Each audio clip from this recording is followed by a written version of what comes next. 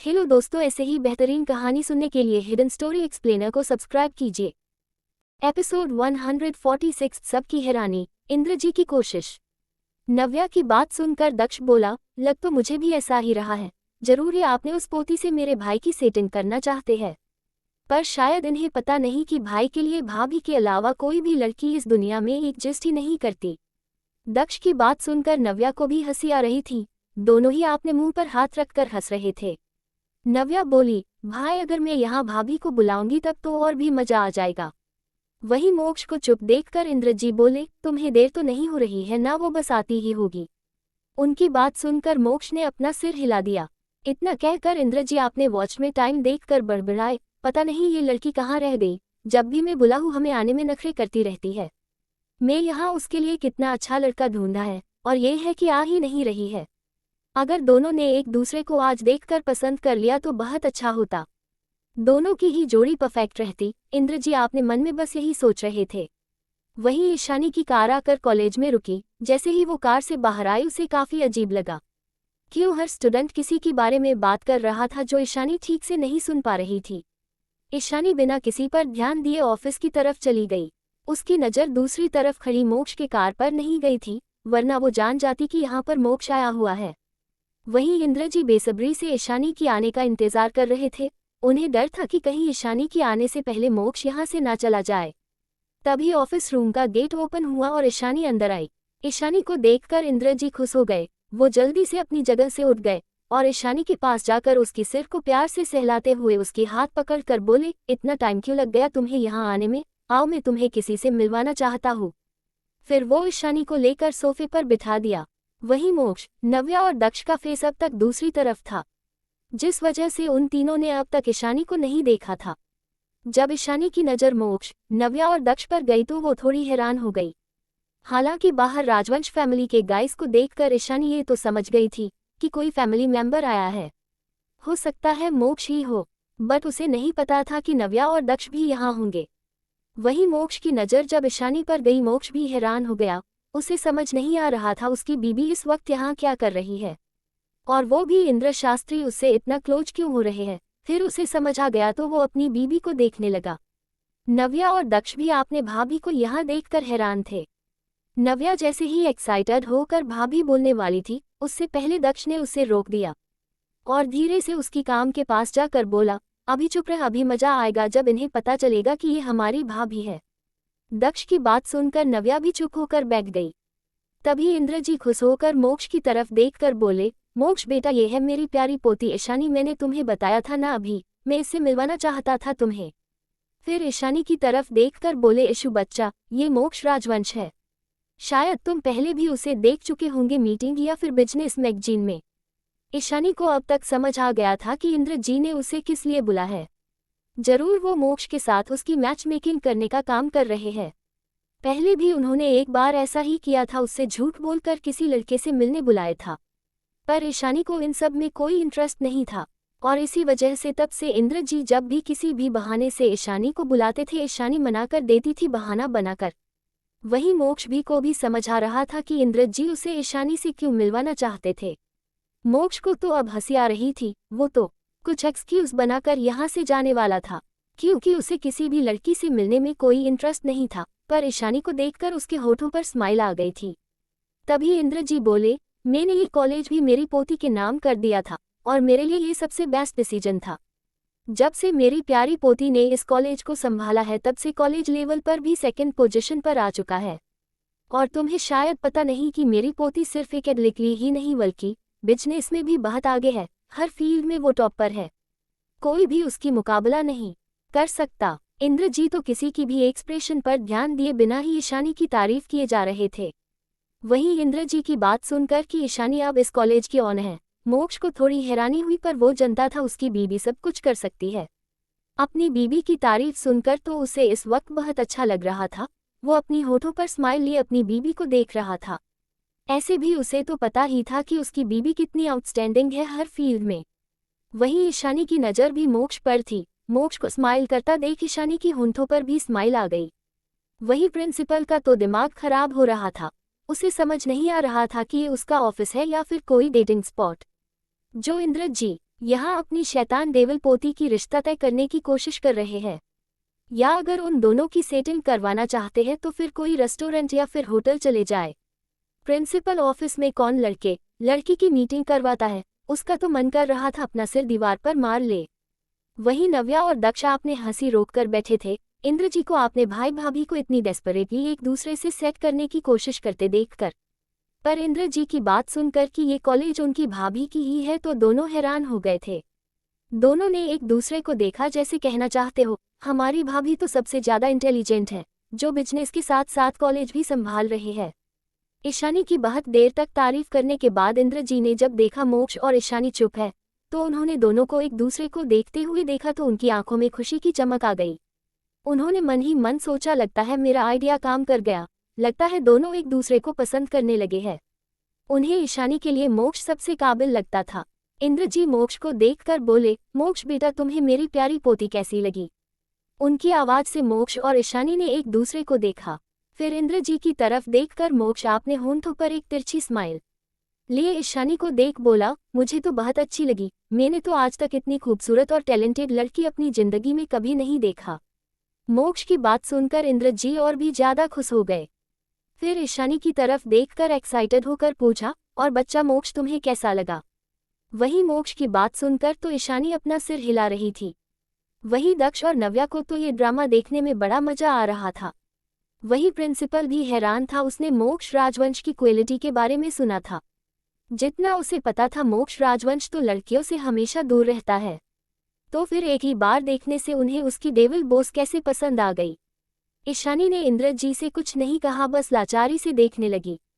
ईशानी को कुछ ना बोलता देख इंद्रजी को लगा कि मोक्ष ईशानी को शायद पसंद नहीं आया है, तो वो ईशानी को देख बोले, देखो बच्चा मोक्ष बहुत अच्छा लड़का है, तुम दोनों की जोड़ी बहुत अच्छी लगेगी, और जब तुम दोनों के बच्चे होंगे तो सोचो वो कितने इंटेलिजेंट होंगे। तुम क्या चाहती हो तुम्हारा ये बूढ़ा दादू तुम्हारे बच्चों के साथ ना खेल पाए? ऐसे भी मेरा तो जाने का समय हो गया है, तुम्हारी दादी माँ मुझे बुला रही है। अगर तुम मेरी आखिर इच्छा पूरी कर देती तो मैं खुशी खुशी चला जाता। इतना कहकर वो अपने आंखों से आंसू पोंछने का नाटक करने लगे, जबकि उनकी आंखों में आंसू ही नहीं था। वहीं उनकी ये नौटंकी देखकर ईशानी हैरान हो गई। सच में ये कुछ ज्यादा ही नाटक हो गया था, और ये एक ही ड्रामा उसने कई बार देखा था। वहीं मोक्ष को तो इस वक्त बहुत मजा आ रहा था। वो इस वक्त ईशानी की चिड़ी हुई फेस को प्यार से देख रहा था। फिर वो इंद्रजी की तरफ देखकर बोला, आप टेंशन मत लीजिए, मैं तो तैयार हूँ, आपको जल्द ही हम दोनों के बच्चे देखने को मिलेंगे। मोक्ष की बात सुनकर इंद्रजी जो रोने का नाटक कर रहे थे, उनका रोना एकदम से रुक गया। वो भी हैरान हो गए, पर फिर खुश होकर बोले, सच में ये तो और भी अच्छी बात है। फिर ईशानी को देख बोले, क्या तुम अपने दादू की बात नहीं मानोगी? वही दक्ष, नव्या और प्रिंसिपल हैरान थे। दक्ष नव्या इसलिए हैरान थे कि उनका डेविल भाई सबके सामने ये बोल रहा था, और प्रिंसिपल इसलिए हैरान थे कि इंद्रजी की बात को मोक्ष इतनी जल्दी मान गया। इंद्रजी की ऐसी नाटक देखकर ईशानी चिढ़ते हुए बोली, आप फिर से शुरू हो गए। तभी मोक्ष आपने होठों पर डेविल स्माइल लिए बोला, मिस ईशानी आपके दादू बिल्कुल ठीक कह रहे हैं, आपको मुझसे शादी करके जल्द से जल्द उन्हें पोता पोती दे देना चाहिए। तुम चुप करो। इतना कहकर ईशानी मोक्ष को घूर कर देखने लगी। तभी इंद्रजी बोले, तुम दोनों अकेले में बात कर सकते हो, हम सब बाहर चले जाते हैं। इतना कहवाकर वो प्रिंसिपल, दक्ष और नव्या को देखकर बोले, चलो हम सब बाहर चलते हैं, उन दोनों को कुछ देर के लिए अकेले बात करने देते हैं। उनकी बात सुनकर प्रिंसिपल हैरा हो गया कि अब उसे आपने ही ऑफिस से बाहर जाना पड़ेगा ताकि उसकी डेविल बॉस और मोक्ष राजवंश की सेटिंग हो सके। तभी ईशानी चिढ़ते हुए बोली, कोई जरूरत नहीं है किसी को बाहर जाने की। फिर वो मोक्ष की तरफ देखकर बोली, क्या अब तुम बता सकते हो कि तुम सब यहाँ क्या कर रहे हो? ईशानी की बात सुनकर इंद्रजी और प्रिंसिपल असमंजस से उन्हें देखने लगे, क्या ये दोनों एक दूसरे को पहले से जानते हैं? तभी मोक्ष ईशानी के पास बैठकर उसकी हाथ पकड़ते हुए बोला, आज यहाँ दक्ष और नव्या की ट्रांसफर के लिए आया था, ताकि ये दोनों मेरी बीबी को दूसरे लड़कों से प्रोटेक्ट कर सके। मोक्ष के मुंह से बीबी सुनकर इंद्रजी हैरान हो गए। वो मोक्ष की तरफ उंगली पॉइंट करके बोले, क्या तुम शादीशुदा हो? उनकी सवाल पर मोक्ष ने बस हाँ में जवाब दिया। मोक्ष का जवाब सुन इंद्रजी थोड़े गुस्से से बोले, तो फिर दूर रहो मेरी पोती से, तुम उसके इतने करीब क्यों आ रहे हो? क्या मेरी पोती से सेकंड मैरिज करना चाहते हो? बिल्कुल भी नहीं, मैं ऐसा नहीं होने दूंगा। उनकी बात सुनकर ईशानी और मोक्ष को हंसी आ रही थी। वही दक्ष और नव्या ने आपने सिर पीट लिया। मतलब अब तक इन्हें समझ नहीं आया कि ईशानी भाभी ही मोक्ष भाई की वाइफ है। वहीं दूसरी तरफ दर्शित संग्राम जी और तापसी को छोड़ने के लिए मित्तल विला आया था। संग्राम जी के कहने पर वो उनके साथ अंदर आ गया था। अंदर निधि जी परेशान सी हॉल में बैठी हुई थी। उनकी आंखों से आंसू बह रहे थे, क्योंकि जब तक वो एडवोकेट से मिलकर बेल के बारे में बात करके आए तो उन्होंने देखा तापसी घर में नहीं थी। उसकी फोन भी नहीं लग रहा था। निधि जी जानती थी कि तापसी सबसे ज्यादा प्यार अपने पापा से करती है। उन्हें इस वक्त डर लग रहा था कि तापसी कहाँ होगी। ऊपर से मेड ने भी उसे बाहर जाते हुए नहीं देखा था।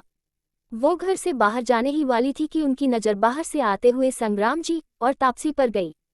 उन दोनों को देखकर निधि जी थोड़ी देर के लिए शॉक हो गई। फिर अपने होश में आकर वो आगे जाकर संग्राम जी के गले लग गई। निधि जी आगे जाकर संग्राम जी के गले लग गई। इस वक्त उनकी आंखों से आंसू बह रहे थे। उन्हें तो विश्वास ही नहीं हो रहा था कि संग्राम जी उनके सामने है।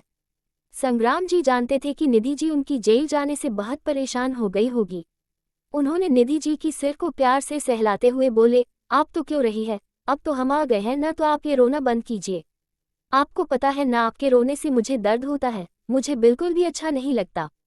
उनकी ये बात सुनकर निधि जी गाल शर्म से लाल हो गई, क्योंकि पास में तापसी और दर्शित भी खड़े थे। वही तापसी को तो कोई फर्क नहीं पड़ रहा था, उसे तो अपने मम्मा पापा का प्यार देखकर मजा आ रहा था। निधि जी संग्राम जी से अलग हुई तो उसकी नज़र दर्शित पर गई। निधि जी इतनी टेंशन में थी कि उन्होंने अभी तक ठीक से दर्शित के चेहरे को नहीं देखा था, पर जब उनकी नज़र दर्शित के चेहरे पर पड़ी तो वो शॉक हो गए। उन्हें समझ नहीं आ रहा था कि मिस्टर दर्शित मेहरा यहाँ क्या कर रहे हैं। इनके ऊपर अटैक होने की वजह से ही तो पुलिस उनके पति को अरेस्ट किया था, क्योंकि कल से वो न्यूज में कई बार दर्शित को देख चुके थे, इसलिए वो दर्शित को अच्छे से पहचान रहे थे। उन्हें इस तरह दर्शित को देखता पाकर संग्राम जी समझ गए कि वो क्या सोच रही है। इसलिए वो निधि जी को दर्शित से इंट्रोड्यूस करते हुए बोले, इन्हें तो आप जानती ही है, ये द सुपरस्टार मिस्टर दर्शित मेहरा है। फिर दर्शित को कुछ कहते उससे पहले तापसी दर्शित को देखते हुए खुशी से बोली, और ये हमारी प्यारी मम्मा है। तापसी की बात सुनकर दर्शित ने एक वार्म स्माइल के साथ निधि जी को ग्रीट किया। निधि जी ने भी एक बड़ी सी स्माइल के साथ दर्शित को ग्रीट करके उन तीनों को अंदर आने के लिए बोली। उन्हें लगा नहीं था कि इतना बड़ा स्टार और इतने बड़े घर का बेटा होने के बाद भी दर्शित में कोई ईगो नहीं होगा। उन्हें तो दर्शित की मैनर्स बहुत अच्छे लगे थे। दर्शित न चाहते हुए भी उनके पीछे पीछे जा रहा था, क्योंकि तापसी ने उसके एक हाथ को पकड़ रखा था, और वो तो ऐसे भी पता नहीं क्यों पर तापसी की हाथ को छोड़ना ही नहीं चाहता था। चारों सोफे पर बैठ गए। निधि जी ने मेड को जल्दी से स्नैक और काफी लाने के लिए बोल दिया, और खुद फास्ट एड किट ले आई ताकि संग्राम जी की चोट पर मेडिसिन लगा सके। निधि जी अब ये जानना चाहती थी कि संग्राम जी को बेल कैसे मिल गया, क्योंकि जब वो एडवोकेट के पास गई थी संग्राम जी की बेल की बात करने, तब एडवोकेट ने भी बोला था कि ये कोई छोटा मोटा एलिगेशन नहीं है, और दर्शित एक बहुत बड़ा स्टार है, और वो मेहरा खानदान से है, तो संग्राम जी को इतनी आसानी से बेल नहीं मिल सकती। ऊपर से दर्शित के फैंस भी इस वक्त भड़के हुए हैं। इस वक्त हम अभी चाह कर भी संग्राम जी का बेल नहीं करवा सकते, तो फिर संग्राम जी इतनी जल्दी घर कैसे आ गए। निधि जी ने संग्राम जी और तापसी से पूछा तो तापसी ने शुरू से जो कुछ भी हुआ सब कुछ उन्हें बता दिया, कि कैसे वो निधि जी के जाने के बाद में मेंशन की एड्रेस निकालकर यहाँ से मेहरा मेंशन में चली गई, और कैसे ईशानी दीदी और दर्शित सर ने संग्राम जी को जेल से निकलने में उसकी मदद की। ये बात सुनकर निधि जी हैरान हो गई। उनके यहाँ से एडवोकेट के पास जाकर आने तक उनकी बेटी ने इतना कुछ कर लिया। आपने पापा को बचाने के लिए वो बिना कुछ सोचे समझे मेहरा मेंशन में चली गई। अगर वहाँ के लोग अच्छे ना होते और अगर सब सच में संग्राम जी को ही गुनहगार मान रहे होते तो वो उनकी बेटी की कितनी इंसल्ट करते। वही संग्राम जी की आंखों में भी आंसू आ गए थे अपनी बेटी की बातें सुनकर, कि उनकी बेटी मेंशन के बाहर खड़ी थी ताकि वो दर्शित से मिल सके। ये तो अच्छा हुआ कि दर्शित और उनकी बहन इतने अच्छे हैं कि उन लोगों ने उनकी बेटी को अंदर आने दिया, और उसकी बातें सुनकर उन लोगों ने उसे इस केस से बाहर भी निकाला, वरना अगर कोई और होता तो वो सिर्फ सबूत पर विश्वास करता, इंसान पर नहीं। निधि जी ने दर्शित की तरफ देखकर ग्रेटिट्यूड से बोली, थैंक यू हमारी इतनी मदद करने के लिए और मेरी बेटी की बात सुनने के लिए। उनकी बात सुनकर दर्शित, जो तापसी को देखने में खोया हुआ था, वो आपने सिर झटककर निधि जी तरफ देखकर बोला, कोई बात नहीं, सच तो यही है कि उन्होंने कुछ नहीं किया, और जब वो निर्दोष है तो फिर उन्हें क्यों दंड मिलता। और मैंने कोई कंप्लेंट भी फाइल नहीं किया है मिस्टर मित्तल के खिलाफ, फिर भी अगर उन्हें अरेस्ट किया जाता है तो ये गलत है। वही दर्शित की बात सुनकर निधि जी और संग्राम जी को बहुत अच्छा लग रहा था। उन्हें दर्शित बहुत सेंसिबल लग रहा था। तभी तापसी बोली, अरे मम्मा, आपको पता नहीं है ईशानी दीदी के पास कितनी पावर है, उनके सामने तो डीसीपी भी झुक जाते हैं। वो साथ में गए थे इसलिए पापा को हम इतनी जल्दी घर ले आए, और तो और ईशानी दीदी ने उस इंस्पेक्टर को सजा भी दे दिया है। उसकी बात सुनकर निधि जी ने बोला, ठीक है, जब तुम्हारी ईशानी दी आएगी तब हम सब उन्हें थैंक यू बोल देंगे। वही दर्शित का मन कर रहा था अपना सिर दीवार पर मार ले। हर बात पर इस लड़की को उसकी बहन की याद आती है। वो भी तो वहां गया था ना उसके साथ, पर अब तक तो इस लड़की ने एक बार भी उसकी तारीफ नहीं किया। पता नहीं शादी के बाद ये लड़की क्या क्या करेगी। क्या पता अगर ये बोल दे कि मैं आपके साथ नहीं बल्कि अपनी ईशानी दीदी के साथ हनीमून पर जाऊंगी क्योंकि वो अच्छी है। दर्शित ने अपना सिर झटका, उसकी आंखें हैरानी से फैल गई। हे भगवान, वो ये क्या सोच रहा था? तापसी के साथ शादी? अभी आज ही तो दोनों मिले हैं, तो उसके मन में ये शादी का ख्याल कहाँ से आ गया? उसे अपने आप पर ही शर्म आ रही थी। उसने अपने आप को संभाला, तभी मेड काफी और सेक्स लेकर आई। वही दर्शित को तो अब एक्वायर्ड लग रहा था।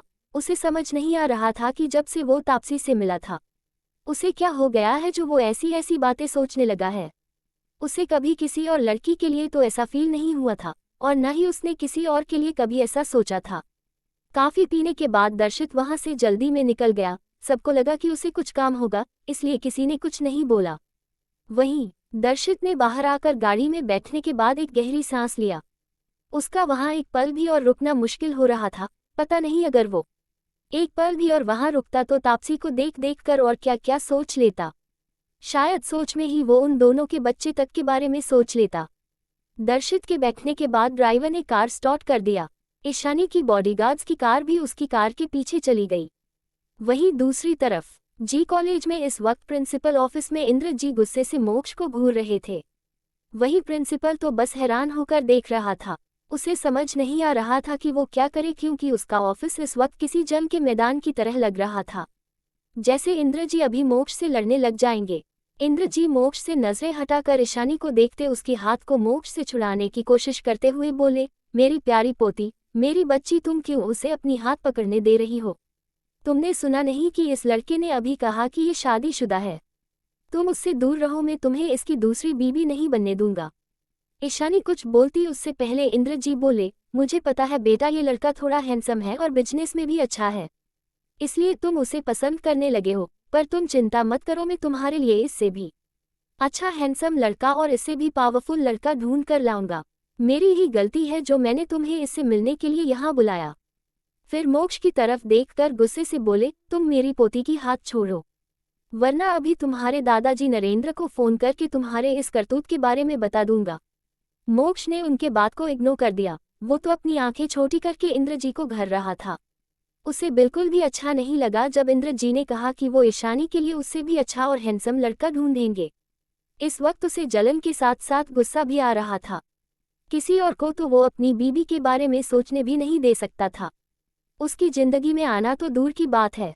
उसकी पकड़ ईशानी की हाथ पर टाइट हो गई थी। वहीं ईशानी को भी मोक्ष का गुस्सा और जलन समझ आ रहा था। वहीं उन दोनों के बीच की लड़ाई को दक्ष और नव्या बैठकर आराम से देख रहे थे। दोनों के हाथ में चिप्स थे। दोनों ऐसे देख रहे थे जैसे दोनों के सामने कोई फिल्म चल रही हो। दोनों को बस अपनी भाभी के लिए बुरा लग रहा था जो दोनों के बीच फंस गई थी। इंद्र जी ईशानी को देखकर मासूम फेस बनाकर बोले, बच्चा, ये लड़का तुम्हारे लिए सही नहीं है। मैं सच कह रहा हूँ, मैं इससे भी अच्छा लड़का तुम्हारे लिए ढूंढ दूंगा। उनकी बात सुनकर ईशानी बोली, पर इंद्र दादाजी, आप इनके जैसा दूसरा लड़का कहाँ से ढूंढेंगे? क्या मोक्ष जैसा हैंडसम पावरफुल लड़का आपको कहीं भी मिलेगा? ईशानी की बात सुनकर मोक्ष के दिल को तसल्ली मिली। उसके मन में जो गुस्से की ज्वाला फूट रहा था वो एकदम से गायब हो गया। वो अपनी आंखों में खुशी और प्यार लिए ईशानी को देखने लगा। आखिरकार उसकी बीबी ने उसकी इतनी तारीफ जो किया था तो भला वो खुश कैसे ना होता। उसके दिल में तो खुशी की लड्डू फूट रहे थे। उसका मन कर रहा था इसी वक्त अपनी बीबी को चूम ले। वहीं ईशानी की बात सुनकर इंद्र जी हैरान हो गए। क्या उनकी डेविल पोती को ये लड़का इतना ज्यादा पसंद आ गया है कि वो उसे भूल नहीं पाएगी? इंद्र जी ने गुस्से से मोक्ष को देखा, फिर ईशानी को देखकर बोले, मैं बहुत जल्द ढूंढ दूंगा इससे अच्छा लड़का। तभी मोक्ष बोला, आप ऐसा कैसे कर सकते हैं? आप मेरी बीबी के लिए दूसरा लड़का कैसे ढूंढ सकते हैं? मोक्ष की बात सुनकर इंद्रजी गुस्से से बोले, मैं तुम्हारी बीबी के लिए दूसरा लड़का क्यों ढूंढूंगा, मैं तो अपनी पोती के लिए दूसरा लड़का ढूंढने की बात कर रहा हूँ। उनकी बात पर मोक्ष एक डेविल स्माइल के साथ बोला, आपकी पोती ही तो मेरी इकलौती वाइफ है। उसकी बात पर इंद्रजी बोले, तो मैं क्या करूं? इतना कहकर वो रुक गए। मोक्ष की बात पर उनका ध्यान गया तो उनकी आंखें हैरानी से बड़ी हो गई। वो मोक्ष की तरफ उंगली पॉइंट करके बोले, तुमने अभी क्या कहा? मेरी पोती तुम्हारी वाइफ है। उनकी बात सुनकर और उनकी एक्सप्रेशन देखकर सबको हंसी आ रही थी। मोक्ष उनको देखकर बोला, हाँ आपने बिल्कुल सही सुना, आपकी पोती ईशानी मेरी बीबी है। इतना कहकर उसने ईशानी को साइड से हक कर लिया ताकि इंद्रजी को और चिढ़ा सके। वहीं इंद्र तो हैरानी से मोक्ष और ईशानी को देख रहे थे। वही प्रिंसिपल तो आपने चेयर से गिरते गिरते बचा था, वो भी इस वक्त बहुत ज्यादा शॉक में था। मतलब उसकी डेविल बोस और मोक्ष राजवंश शादीशुदा है। उसकी डेविल बोस क्या कम थी जो उनका पति भी मोक्ष राजवंश जैसे डेविल निकला। ये दोनों मिलकर तो एक पल में किसी भी देश का नक्शा पलट सकते हैं। उसने मन ही मन सोचा, दोनों ही क्रूएल डेविल है, दोनों की जोड़ी परफेक्ट है। इंद्रजी ईशानी को देखकर थोड़े गुस्से और मायूसी से बोले, क्या ये लड़का जो कह रहा है वो सच है? क्या सच में तुम दोनों की शादी हो गई है? उनकी बात पर ईशानी ने हाँ में अपना सिर हिला दिया तो इंद्रजी चिढ़ गए और थोड़े गुस्से और नाराजगी से बोले, इसका मतलब तुमने शादी कर लिया है और तुमने अपने इस बूढ़े दादाजी को बताया तक नहीं? क्या तुम्हें ये जरूरी नहीं लगा कि तुम इस बारे में मुझे बता दो? उन्हें नारा देख ईशानी कुछ बोलती उससे पहले दक्ष जो अब तक चिप्स खा रहा था वो बोला, भाई और भाभी ने सिर्फ कोर्ट मैरिज किया है, अभी ज्यादा लोगों को इस बारे में नहीं पता। जब उन दोनों की रीति रिवाज से शादी होगा तब आप देख लेना और आशीर्वाद दे देना। क्या ये अच्छा आइडिया नहीं है? इतना कहकर वो अपने दांत दिखाने लगा। दक्ष की बात सुनकर इंद्रजी का गुस्सा थोड़ा सा शांत हो गया तो वो ईशानी को देखकर बोले, सिर्फ कोर्ट मैरिज ही हुई है ना? उनकी बात पर ईशानी ने हाँ में सिर हिला दिया। ईशानी की हाँ सुनकर इंद्रजी खुश हो गए। उन्हें तो हमेशा से ईशानी की शादी देखने की इच्छा थी। वो चाहते थे कि उनकी पोती को एक अच्छा लड़का मिले जो हमेशा उसकी केयर करे और प्यार दे, और उन्हें मोक्ष ईशानी के लिए बेस्ट लगा था, इसलिए तो उन्होंने ईशानी को यहाँ मोक्ष से मिलवाने के लिए बुलाया था। तो फिर इतने देर से तुम सब ने इस बारे में मुझे बताया क्यों नहीं? इंद्रजी ने थोड़े गुस्से में कहा। तो ईशानी अपनी सिर हिलाते हुए बोली, पर आप किसी को कुछ बोलने जहाँ दे रहे थे। उसकी बात सुनकर इंद्रजी चुप हो गए। वो तो इसलिए ईशानी को कुछ बोलने नहीं दे रहे थे कि कहीं पिछली बार की तरह ईशानी यहाँ से चली ना जाए। वो चाहते थे कि मोक्ष जैसा अच्छा लड़का उनकी पोती की जिंदगी में आ जाए। मोक्ष भी उनके साथ मजाक कर रहा था कि उसे ईशानी पसंद है, एटलीस्ट वो तो बोल सकता था ना उनकी शादी के बारे में। ये सोचकर वो घूरकर मोक्ष को देखने लगे, पर मोक्ष को उनके घूरने से कोई फर्क नहीं पड़ रहा था। नव्या ईशानी की तरफ देखकर खुशी से बोली, भाभी आज से हम दोनों भी आपके साथ रोज कॉलेज अटेंड करेंगे। हम तो मिलकर खूब सारा मस्ती भी करेंगे। दक्ष भी बोला, हाँ भाभी ऐसे भी ये कॉलेज तो आपका ही है। सच में आप सबसे बेस्ट हो भाभी, आप सबसे ज्यादा आउटस्टैंडिंग हो, कोई भी आपकी कंपैरिजन नहीं कर सकता। उन दोनों की बात सुनकर ईशानी की होंठों पर स्माइल आ गई। वही मोक्ष तो इस वक्त बहुत प्राउड फील कर रहा था। सच में उसकी बीबी हर फील्ड में माहिर है। पता नहीं और कितने राज होंगे उसकी बीबी की जो उसके सामने आना वाला है। वही कॉलेज की कैंटीन में कुछ लड़कियां बात कर रही थीं। एक लड़की दूसरी लड़की को देखकर खुशी से बोली, यार मायरा मोक्ष राजवंश कॉलेज आए हैं।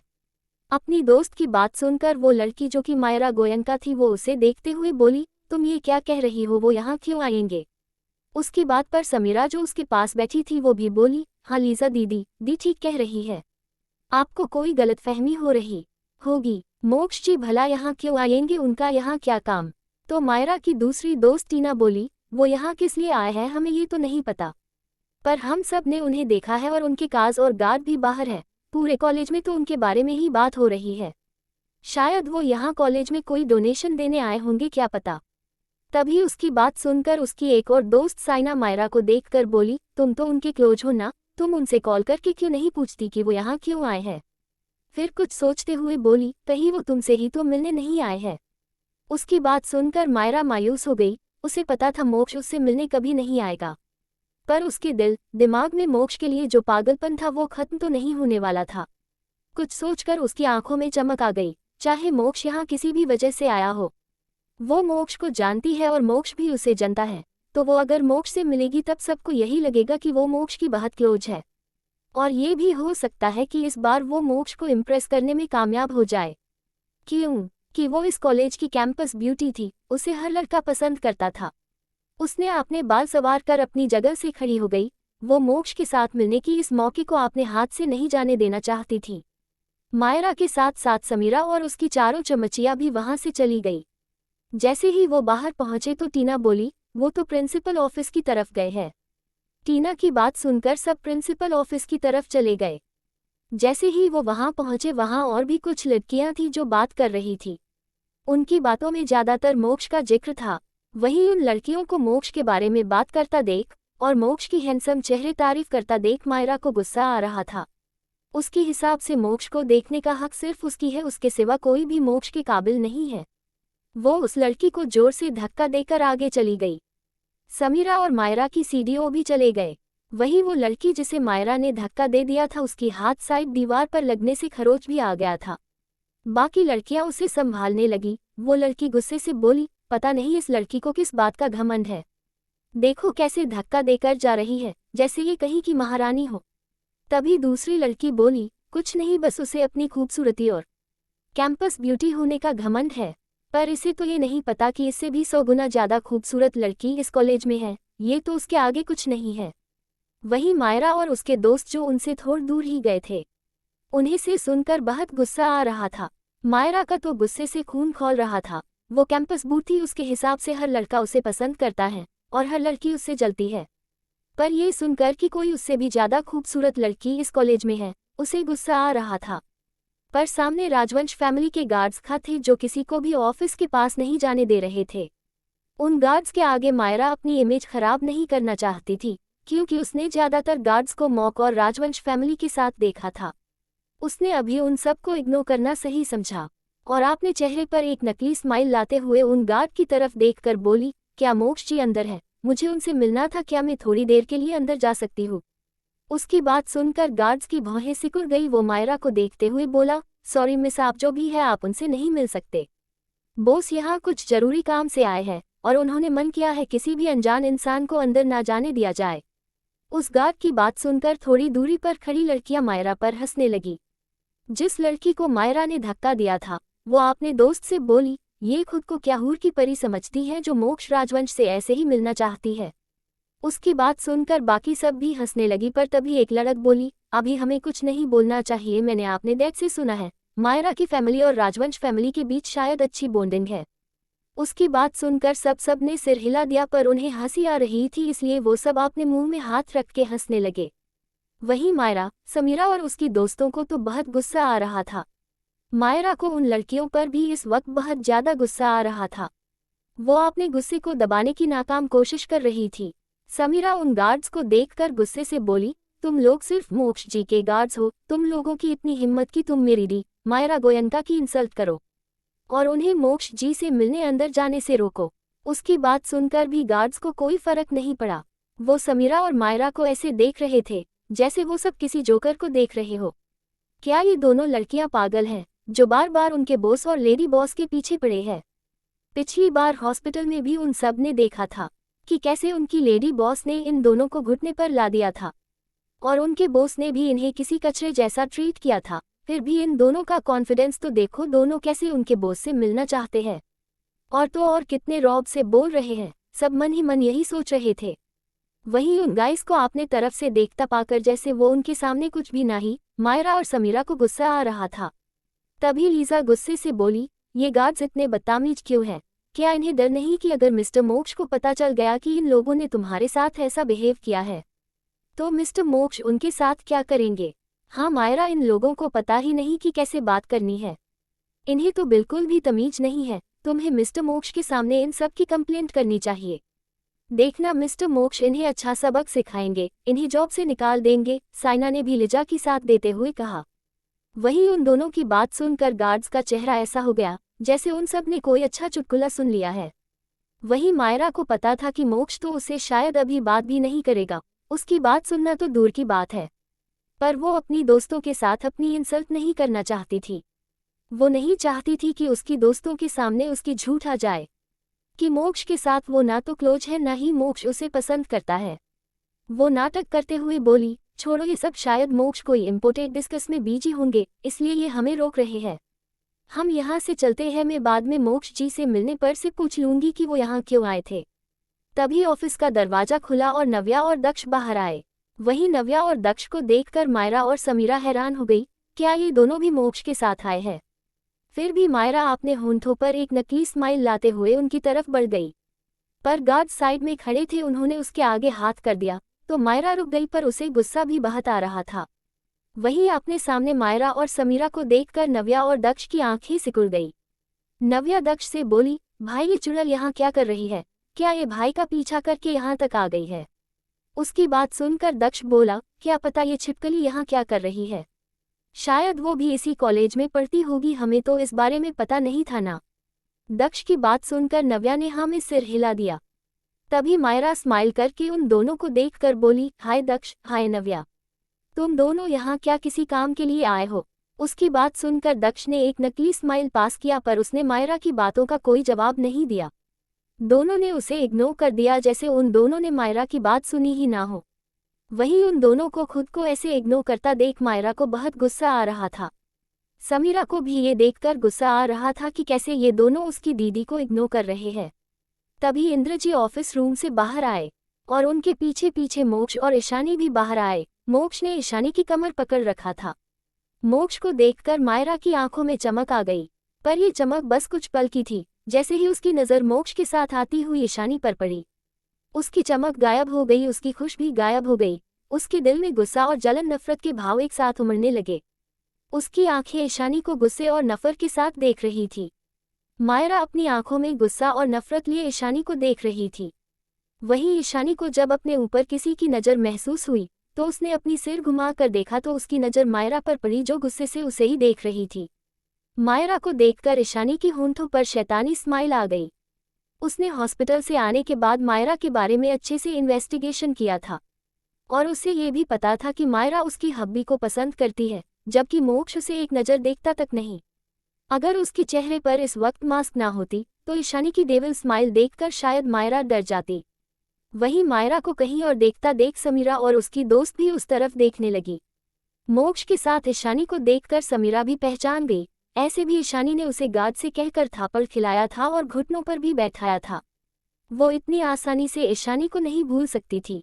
ईशानी को देखकर समीरा को भी गुस्सा आ रहा था। उसे सब कुछ याद आने लगा कि कैसे हॉस्पिटल में ईशानी उसे थापड़ खिलाया था, जिस वजह से उसे 2 दिन तक अपने गाल में दर्द हो रहा था। वहीं उनकी चारों दोस्त तो मोक्ष को देखने में खो गए थे। उन्होंने कभी भी मोक्ष को इतने पास से नहीं देखा था। उन लोगों ने सिर्फ मैगजीन में ही मोक्ष को देखा था, बट अभी मोक्ष को पास से देखने के बाद उसकी ग्रीक गॉड जैसा पर्सनैलिटी और उसका ऑरा, उसका चार्मिंग फेस उन्हें अट्रैक्ट कर रहा था। साइना ने मन ही मन सोचा, इसे पाने का ख्वाब तो हर लड़की की मन में आ सकता, इसे मायरा का नहीं मेरा होना चाहिए था। तभी टीना की आवाज़ से वो होश में आए। टीना मोक्ष के साथ ईशानी को देखकर मायरा से बोली, मायरा ये कौन है जो मिस्टर मोक्ष के साथ है? और मिस्टर मोक्ष तो इस लड़की के कितने क्लोज है, दोनों गर्लफ्रेंड बॉयफ्रेंड लग रहे हैं। उसकी बात सुनकर बाकी सब भी मायरा को कंफ्यूजन से देखने लगे। टीना की आवाज़ से मायरा होश में आई। उसे समझ नहीं आ रहा था कि वो क्या बोले। उसने तो अपनी सारे फ्रेंड से ये झूठ बोला था कि वो मोक्ष के बहुत क्लोज है और मोक्ष उसे पसंद करता है। अब जब मोक्ष के साथ ईशानी सबके सामने है तो वो क्या बोलेगी?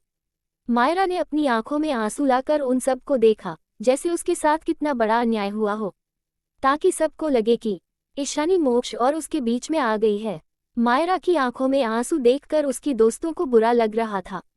उन्हें भी यही लगा कि शायद इस लड़की ने मोक्ष को सिड्यूस किया है और मोक्ष और मायरा के बीच आ गई है। उन चारों को मायरा के लिए बुरा लग रहा था, क्योंकि उन्हें पता था कि मायरा मोक्ष को बहुत पसंद करती है। लीजा गुस्से से बोली, ये लड़की है कौन जिसने तुमसे मोक्ष को छीन लिया? टीना भी बोली, हाँ तुम सही कह रही हो। फिर मायरा को देखकर बोली, तुम्हें मोक्ष से सवाल करना चाहिए कि वो उस लड़की के साथ क्यों है। मायरा उसकी बात सुनकर हड़बड़ा गई, क्योंकि उसे पता था कि वो ऐसा नहीं कर सकती थी, क्योंकि मोक्ष तो उसे एक नज़र देखता भी नहीं था। वहीं आसपास खड़ी भीड़ में से लड़कियां भी मोक्ष और ईशानी को साथ देख रहे थे। दोनों इस वक्त बहुत क्लोज थे और मोक्ष का हाथ ईशानी की कमर पर था और वो ईशानी को प्यार से देखते हुए चल रहा था। ये सीन बहुत ही आई कैचिंग था। दोनों बिल्कुल एक दूसरे की कंपेटेबल लग रहे थे। दोनों का ऑरा बहुत पावरफुल था। ईशानी उस मास्क के पीछे से भी बहुत खूबसूरत लग रही थी। कोई भी बता सकता था कि उस मास्क के पीछे की चेहरा बहुत ज्यादा खूबसूरत होगी। यार वो लड़की कितनी लकी है, पक्का वो मोक्ष राजवंश की गर्लफ्रेंड होगी, एक लड़की ने मायूसी से बोला। तो दूसरी लड़की बोली, हाँ दोनों कितने क्लोज हैं, बिल्कुल एक कपल की तरह लग रहे हैं। उनकी बात सुनकर एक और लड़की बोली, वो लड़की भी किसी बड़े खानदान से होगी। उसकी ऑरा और प्रेजेंस कितनी पावरफुल है, वो बहुत खूबसूरत भी जरूर होगी। ऐसे ही कुछ स्टूडेंट्स के बीच बातें चल रही थी। वहीं उन सब की बातें मायरा की कानों में भी पड़ रही थी, जिस वजह से वो गुस्से में आग बबूला हो रही थी। मायरा अपनी आंखों में आंसू लिए आगे गई और मोक्ष की तरफ देखकर स्माइल करके बोली, हेलो मोक्ष जी, आप यहाँ हमारे कॉलेज में आए हैं। क्या आपको कोई काम था या फिर आप किसी इन्वेस्ट के लिए आए थे? आपने सामने मायरा को देखकर मोक्ष की भौहें सिकुड़ गई। उसकी आंखें सर्द हो गई। ये लड़की यहाँ क्या कर रही है? वहीं नव्या दक्ष से बोली, भाई देखो तो इस चुड़ैल को, मुझे पता था ये यहाँ मोक्ष भाई से बात करने आई होगी, ये भाई का पीछा नहीं छोड़ेगी क्या? उसकी बात सुनकर दक्ष बोला, सही कह रही हो, जरूर इसे कॉलेज में पता चल गया होगा कि भाई यहाँ है, इसलिए उनसे मिलने यहाँ आ गई। पता नहीं खुद को क्या समझती है ये छिपकली, भाई इसे देखते तक नहीं और ये भाई के आसपास आने का बहाना ढूंढती है। मायरा बस यही चाहती थी कि मोक्ष एटलीस्ट उसे कुछ जवाब दे दे, ताकि उसकी दोस्तों के सामने उसकी इंसल्ट ना हो। पर मोक्ष ने उसकी तरफ से अपनी नजरें फेर लिया और अपने गार्ड्स की तरफ गुस्से से देखने लगा।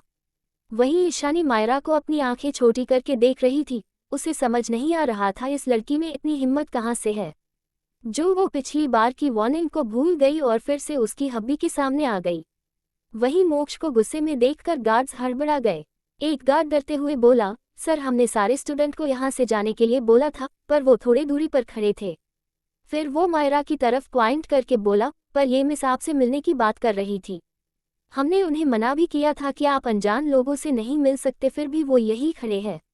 उस गार्ड की बात सुनकर और अपनी तरफ पॉइंट करता देखकर मायरा गुस्सा हो गई। इस छोटे से गार्ड की हिम्मत कैसे हुई जो वो उसकी मायरा गोयनका के खिलाफ बोल रहा है। वहीं समीरा भी गुस्सा हो गई, उसे इंसल्टेड फील हो रहा था। वहीं थोड़ी दूर पर खड़ी कुछ लड़कियां हंसने लगी। मायरा की बेइज्जती होता देख सबको बहुत मजा आ रहा था, क्योंकि मायरा, समीरा और उनके दोस्तों ने सबके पीठ पीछे सबको पहले बहुत बुली किया था और परेशान किया था। पर वो सब बड़े खानदान की बेटियां थीं, जिस वजह से कोई कुछ नहीं कह पाता था। एक लड़की बोली, इसे मिस्टर मोक्ष राजवंश तो छोड़ो, इस मायरा को तो उनके गार्ड्स भी नहीं पहचानते हैं। तो दूसरी लड़की बोली, सही कहा, लगता है ये सिर्फ ख्याली पुलाव पकाना जानती है। वहीं उन सबको हंसता देख और ऐसी बातें करता देख मायरा का मुंह काला पड़ गया। मोक्ष ने ईशानी को आपने और करीब करते हुए गार्ड से बोला, अगली बार याद रखना, कोई भी एरागेरा अनजान इंसान को ऐसे ही आसपास आने मत देना। मोक्ष की बात सुनकर उन लड़कियों को फिर से हंसी आने लगा। मोक्ष तो मायरा की मुंह पर उसकी बेइज्जती कर रहा था। वहीं लड़कों को ईशानी की तरफ देखता पाकर मोक्ष को गुस्सा आ रहा था और जलन भी हो रही थी। उसने गुस्से में घूरकर सभी लड़कों को देखा। उसकी एक ही नज़र सभी लड़कों को डराने के लिए काफी था। सब उसकी कोल्ड नजरों से डर गए। सबने अपनी नजरें ईशानी के ऊपर से फेर लिया। उन्हें मोक्ष राजवंश के हाथों मरना नहीं था। उन्हें अच्छे से पता था कि मोक्ष राजवंश कितना क्रूएल है। उसकी क्रूएलिटी के बारे में तो उन्होंने बहुत बार सुना था कि कैसे वो पलक झपकते ही किसी को मौत के घाट उतार देता है। वहीं मायरा बस पीछे से गुस्से और नफरत से मोक्ष और ईशानी को जाते हुए देख रही थी। ईशानी के लिए उसकी जलन और नफरत आज और भी बढ़ गई थी। वहीं दक्ष और नव्या को भी मायरा को देखकर हंसी आ रही थी। इतनी बेइज्जती होने के बाद भी वो वहीं खड़ी थी। वहीं इंद्रजी ईशानी को देखकर बोले, तुम्हारी दादी माँ की अगले हफ्ते श्राद्ध की पूजा है, तुम्हें आना होगा। उनकी बात सुनकर ईशानी ने हाँ ने सिर हिला दिया। वैसे भी 3 सालों से वो पूजा में जाती थी। ईशानी से बात करके इंद्रजी उसके सिर पर प्यार से हाथ फेरकर वहां से चले गए। वही सब स्टूडेंट जो ये सब देख रहे थे वो हैरान थे। उन सबको अच्छे से पता था कि इंद्रजी इस कॉलेज की ऑनर थे, जिस वजह से सब उनकी बहुत सम्मान करते थे। सब सोच रहे थे इंद्रजी उस लड़की के बहुत क्लोज है तो पक्का वो उनकी अपनी होगी। अब तो सब ये सोच रहे थे कि आखिर वो लड़की जो मोक्ष राजवंश की गर्लफ्रेंड है वो है किस फैमिली से। वहीं मायरा भी ये सब खड़े होकर गुस्से और जलन की मिले जुले भाव से देख रही थी। मोक्ष ने सबकी तरफ एक तिरछी नजरों से देख और ईशानी के माथे को चूम लिया। मोक्ष सबको दिखाना चाहता था कि उसकी बीवी सिर्फ उसकी है। वहीं ये बात ईशानी को भी समझ आ रही थी कि मोक्ष को कितना जलन हो रहा है। उसे तो मोक्ष को इतनी छोटी बात पर जलते हुए देखकर हंसी भी आ रही थी। वही सारे स्टूडेंट यहाँ तक कि प्रिंसिपल भी मोक्ष की इस स्वीट जेस्चर को देखकर हैरान थे। पर मायरा तो जलन और गुस्से से उबल रही थी, मोक्ष को सबके सामने ईशानी को किस करता देखकर। उसने गुस्से ने अपनी मुठिया कस लिया, उसकी नाखून उसकी स्किन में चुभ रही थी। मायरा की नाखून उसकी स्किन में इतनी ज्यादा चुभ गई थी, उसमें से हल्का खून भी बहने लगा था। मायरा अपनी आंखों में आंसू लिए गुस्से और नफरत से मोक्ष और ईशानी को देख रही थी। वही मोक्ष ईशानी को किस करने के बाद उसकी कान के पास जाकर बोला, बीबी, इन लड़कों में से कोई भी तुम्हारे आसपास भी नहीं भटकनी चाहिए। मैं नहीं चाहता हूँ कि कोई मेरी बीबी को इम्प्रेस करने की कोशिश करे। मोक्ष की बात सुनकर ईशानी को हंसी आ गई, जो उसकी मास्क के पीछे छिप गई। वो मोक्ष की आंखों में देखते हुए बोली, अच्छा तो मेरे हब्बी को जलन हो रही है। ये तो बहुत बड़ी ब्रेकिंग न्यूज़ है, मोक्ष राजवंश को कॉलेज की बच्चों से जलन हो रही है। उसकी बात सुनकर और उसे हंसते हुए देखकर मोक्ष अपनी हंसकी वॉइस में बोला, तुम्हें देखने वाली हर उस नज़र से मुझे जलन होती है बीबी, क्योंकि तुम मेरी हो सिर्फ और सिर्फ मेरी, तुम्हारी परछाई पर भी सिर्फ मेरा हक है। इतना कहकर मोक्ष ने ईशानी की एयरलॉब को चूम लिया और उससे दूर हो गया। वहीं ईशानी तो अभी भी बुद्ध बनी खड़ी थी। एयरलॉब उसकी सेंसिटिव पार्ट था और मोक्ष अच्छे से जानता था कि अपनी बीबी को स्पीचलेस कैसे किया जा सकता है। ईशानी ने आपने चारों ओर देखा, पर किसी ने भी मोक्ष को ईशानी के एयरलॉब पर किस करते हुए नहीं देखा था, जिस वजह से ईशानी ने चैन की सांस ली। वही दक्ष और नव्या उनके पास आते हुए बोली, भैया भाभी, हम दोनों ने कुछ नहीं देखा सच में। उन दोनों की बात सुनकर ईशानी का चेहरा शर्म से लाल हो गया। वही ईशानी को शर्माते हुए देखकर मोक्ष की होठों पर स्माइल आ गई। ईशानी की लाल गाल देखकर तो उसका तो मन कर रहा था वो उसकी चिक्स को बाइट कर ले। मोक्ष को स्माइल करता देख ईशानी ने गुस्से में उसे घूर कर देखा, पर इससे मोक्ष को कोई फर्क नहीं पड़ा। उसे तो ईशानी गुस्से में भी इस वक्त बहुत क्यूट लग रही थी। ईशानी दक्ष और नव्या को बाय बोलकर अपनी कार में बैठकर वहां से चली गई। ईशानी की जाने के बाद मोक्ष भी अपने कार में बैठ गया। थोड़ी देर में उनकी भी सारी कार्स वहां से चली गई। थोड़ी देर में ईशानी की कार मेहरा मैंशन में आकर रुकी। ईशानी जैसे ही अंदर जाने को हुई कि तभी उसे नकुल का कॉल आया। ईशानी ने कॉल रिसीव कर लिया तो उधर से नकुल की बात सुनकर ईशानी के चेहरे पर एक की डेविल स्माइल आ गई। वो उसी स्माइल के साथ बोली, ठीक है, उसे वही बेस पर रखो, उसकी खातिरदारी में कोई कमी नहीं होनी चाहिए। इतना कहकर ईशानी ने कॉल कट किया और मेंशन के अंदर चली गई। अंदर हॉल में समीर और सुकेत जी और प्रिया को छोड़कर बाकी सब बैठे हुए थे। ईशानी को देखकर दादी माँ ने उसे अपने पास बुलाया तो ईशानी जाकर उनके पास बैठ गई। तो दादी माँ बोली, बेटा तुम्हें तो पता है ना कि कल समीर और सुहाना की एंगेजमेंट है। उनकी बात सुनकर ईशानी ने हाँ में सिर हिला दिया। तो दादी माँ बोली, बेटा मैं और तुम्हारे दादाजी चाहते हैं कि तुम ये एंगेजमेंट पार्टी अटेंड करो। उनकी बात सुन ईशानी ने उनकी तरफ देखा, फिर दादाजी की तरफ, तो दोनों ने हाँ में सिर हिला दिया। वहीं आरती जी और रेहान, अयान ईशानी की जवाब का इंतजार कर रहे थे। वो भी चाहते थे कि ईशानी समीर की एंगेजमेंट पार्टी अटेंड करे एक बहन की तरह, पर उन्हें ये भी पता था कि ईशानी दादाजी, दादी माँ और अब दर्शित के अलावा घर में किसी को भी पसंद नहीं करती है, तो उनकी बात तो वो नहीं सुनेगी बिल्कुल भी, खास करके उस शॉपिंग वाले इंसिडेंट के बाद तो बिल्कुल भी नहीं। समीर को और बाकी सबको डर था कि ईशानी से समीर की एंगेजमेंट पार्टी अटेंड ही नहीं करेगी। इसलिए समीर ने सुबह दादाजी और दादी माँ को ईशानी को एंगेजमेंट पार्टी में आने के लिए बोलने को बहुत रिक्वेस्ट किया था। वो खुद भी ईशानी के आने का इंतजार कर रहा था ताकि वो ईशानी को मना सके, पर ऑफिस में एक अर्जेंट मीटिंग होने की वजह से उसे जाना पड़ा, क्योंकि सुकेत जी भी किसी और बिजनेस मीटिंग में चले गए थे। आपने दादाजी और दादी माँ की आंखों में उम्मीद देखकर ईशानी मना नहीं कर पाई। उसने हाँ बोल दिया, पर उसे सच में कल की पार्टी अटेंड करने में कोई इंटरेस्ट नहीं था। वहीं ईशानी की हाँ सुनकर दादाजी ने एक राहत की सांस ली, दादी माँ की होंठों पर स्माइल आ गई। वहीं आरती जी, रेहान और अयान की होंठों पर भी स्माइल आ गई, पर दर्शित चुपचाप बैठा था। वो चाहता तो था कि ईशानी इस पार्टी में आए, पर अगर ईशानी मना भी कर देती तो भी दर्शित नहीं चाहता था कि कोई ईशानी को फोर्स करे इस पार्टी में आने के लिए। ईशानी दादाजी और दादी माँ से कुछ बात करके अपनी रूम की तरफ चली गई। वहीं नंदिनी भी ईशानी के साथ चली गई। आरती जी और दादी माँ कल के लिए लिस्ट बना रही थी, कल के लिए बहुत सारी अरेंजमेंट भी करनी थी।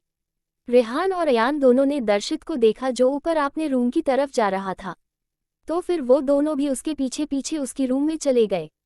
वहीं ईशानी के रूम में ईशानी अपने लैपटॉप में कुछ काम कर रही थी। वहीं नंदिनी ने आज सुबह जो कुछ भी हुआ सब कुछ ईशानी को बता रही थी। नंदिनी की बात सुनकर ईशानी की हाथ रुक गए। उसने मन ही मन सोचा, क्या बात है, मिस्टर समीर मेहरा के अंदर इतना दिमाग कहाँ से आ गया। और जिस बहन को खरोच आने पर भी वो बर्दाश्त नहीं कर पाते थे, आज उस पर हाथ भी उठाया और कमरे में एक दिन के लिए बंद भी कर दिया, वो भी भूखी प्यासी। तभी नंदिनी खुशी से बोली, मुझे तो इस वक्त उस छिपकली प्रिया की चेहरा देखना था कि वो कैसे रिएक्ट कर रही होगी। इस वक्त तो वो गुस्से और भूख से अपनी बाल नोच रही होगी। नंदिनी को इतना खुश देखकर ईशानी ने ना में अपना सिर हिला दिया, पर उसे भी पता था कि सच में प्रिया इस वक्त अपनी बाल नोच रही होगी। ईशानी फिर से आपने काम करने लगी। वहीं नंदिनी अपनी फोन लेकर बैठ गई। वहीं दर्शित के रूम में रेहान और अयान दर्शित के सामने मासूम सी शकल बनाकर खड़े थे। रेहान दर्शित के पास बैठकर उसकी हाथ पकड़ते हुए बोला, भाई हमें भी बताए ना कि आपने ऐसा क्या किया जो ईशानी ने आपको माफ कर दिया। अयान भी उसकी दूसरी तरफ बैठकर उसके दूसरे हाथ को हिलाते हुए मायूसी से बोला, हाँ भाई बताए, हम भी ईशानी को वैसे ही मनाएंगे जैसे आपने मनाया है।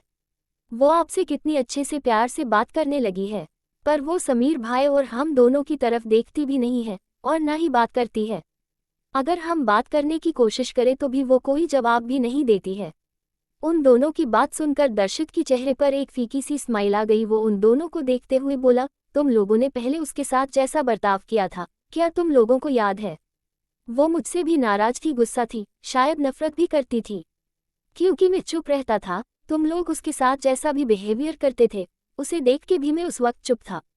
भले ही मेरे मन में उसके लिए प्यार था और उसके लिए एक बड़े भाई होने का एहसास था, पर मैंने उस वक्त अपने बड़े भाई होने का फर्ज नहीं निभाया और उसकी वजह से आज भी मुझे पछतावा है। अगर उस वक्त में उसके लिए एक कदम आगे बढ़ाता तो वो मुझे कभी नफरत भी नहीं करती, और अभी भी मैं नहीं चाहता हूँ कि तुम में से कोई भी उससे हट करे।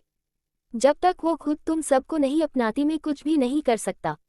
पर दर्शित को दिल ही फिल में खुशी थी कि उसकी बहन उसके साथ बात कर रही है, उसकी केयर कर रही है। वहीं दर्शित की बात सुनकर रेहान और अयान चुप हो गए थे, क्योंकि ये सच था कि दर्शित ने कभी भी ईशानी के साथ कोई बुरा बिहेवियर नहीं किया था जैसे उन्होंने किया था, और न ही दर्शित ने कभी ईशानी को प्रिया के साथ कंपेयर किया था। शायद इसी वजह से ईशानी ने दर्शित भाई को इतनी जल्दी माफ कर दिया, क्योंकि दर्शित भाई ने उसके साथ कुछ बुरा नहीं किया था। पर क्या यही बात उनके लिए कही जा सकती थी? कितनी बार उन लोगों ने प्रिया की बातों में आकर ईशानी को कितना कुछ सुनाया था। उन्होंने हर बार बस प्रिया के साथ ईशानी को कंपेयर ही किया था, जबकि ईशानी उनकी खुद की बहन थी जिसने इतने साल बाहर सफ़र किया था। उन्हें ईशानी को प्यार देना चाहिए था, पर उन्होंने तो उसे सिर्फ ताने ही दिए थे। ये सोचकर रेहान और अयान की आंखों में आंसू आ गए। काश उस वक्त वो ये सब गलती ना करते, काश उस वक्त वो अपनी बहन ईशानी को प्यार देते, तो आज वो उन्हें भी ऐसे ही पहले की तरह भाई भाई बोलकर उनके पीछे भागती। दोनों की आंखों में इस वक्त आंसू थे। दोनों ने एक दूसरे को देखा, फिर दर्शित को देखकर बोले, भाई क्या कभी ईशानी हमें माफ नहीं करेगी? उनकी बात सुनकर और उनकी आंखों में आंसू देखकर दर्शित को समझ नहीं आया कि वो क्या बोले, क्योंकि उसे तो पता नहीं था कि ईशानी कभी सबको माफ करेगी भी या नहीं। वहीं दूसरी तरफ राजवंश विला सब हॉल में बैठे हुए थे। तभी मोक्ष के साथ दक्ष और नव्या दोनों अंदर आए। दोनों इस वक्त बहुत खुश लग रहे थे। भला खुश क्यों ना होते, दोनों का ट्रांसफर जी कॉलेज में जो हो गया था, उन्हें अब अपनी भाभी के साथ ज्यादातर रहने को की जो मिलने वाला था। नव्या चहकते हुए आगे आए और सोफे पर दादी माँ और कल्पना जी के पास बैठ गई और खुशी से बोली, दादी माँ, मोम आपको पता है आप कॉलेज में क्या हुआ? आप सुनोगी तो आपको भी हैरानी होगी। उसे इतना खुश देखकर और उसे ऐसे एक्टिंग करते देखकर दादाजी भी उसकी तरफ देखने लगे और बोले, सिर्फ आपने दादी माँ और मोम को क्यों, हमें भी बताए कि क्या हुआ जो हमारी प्यारी राजकुमारी इतनी खुश है।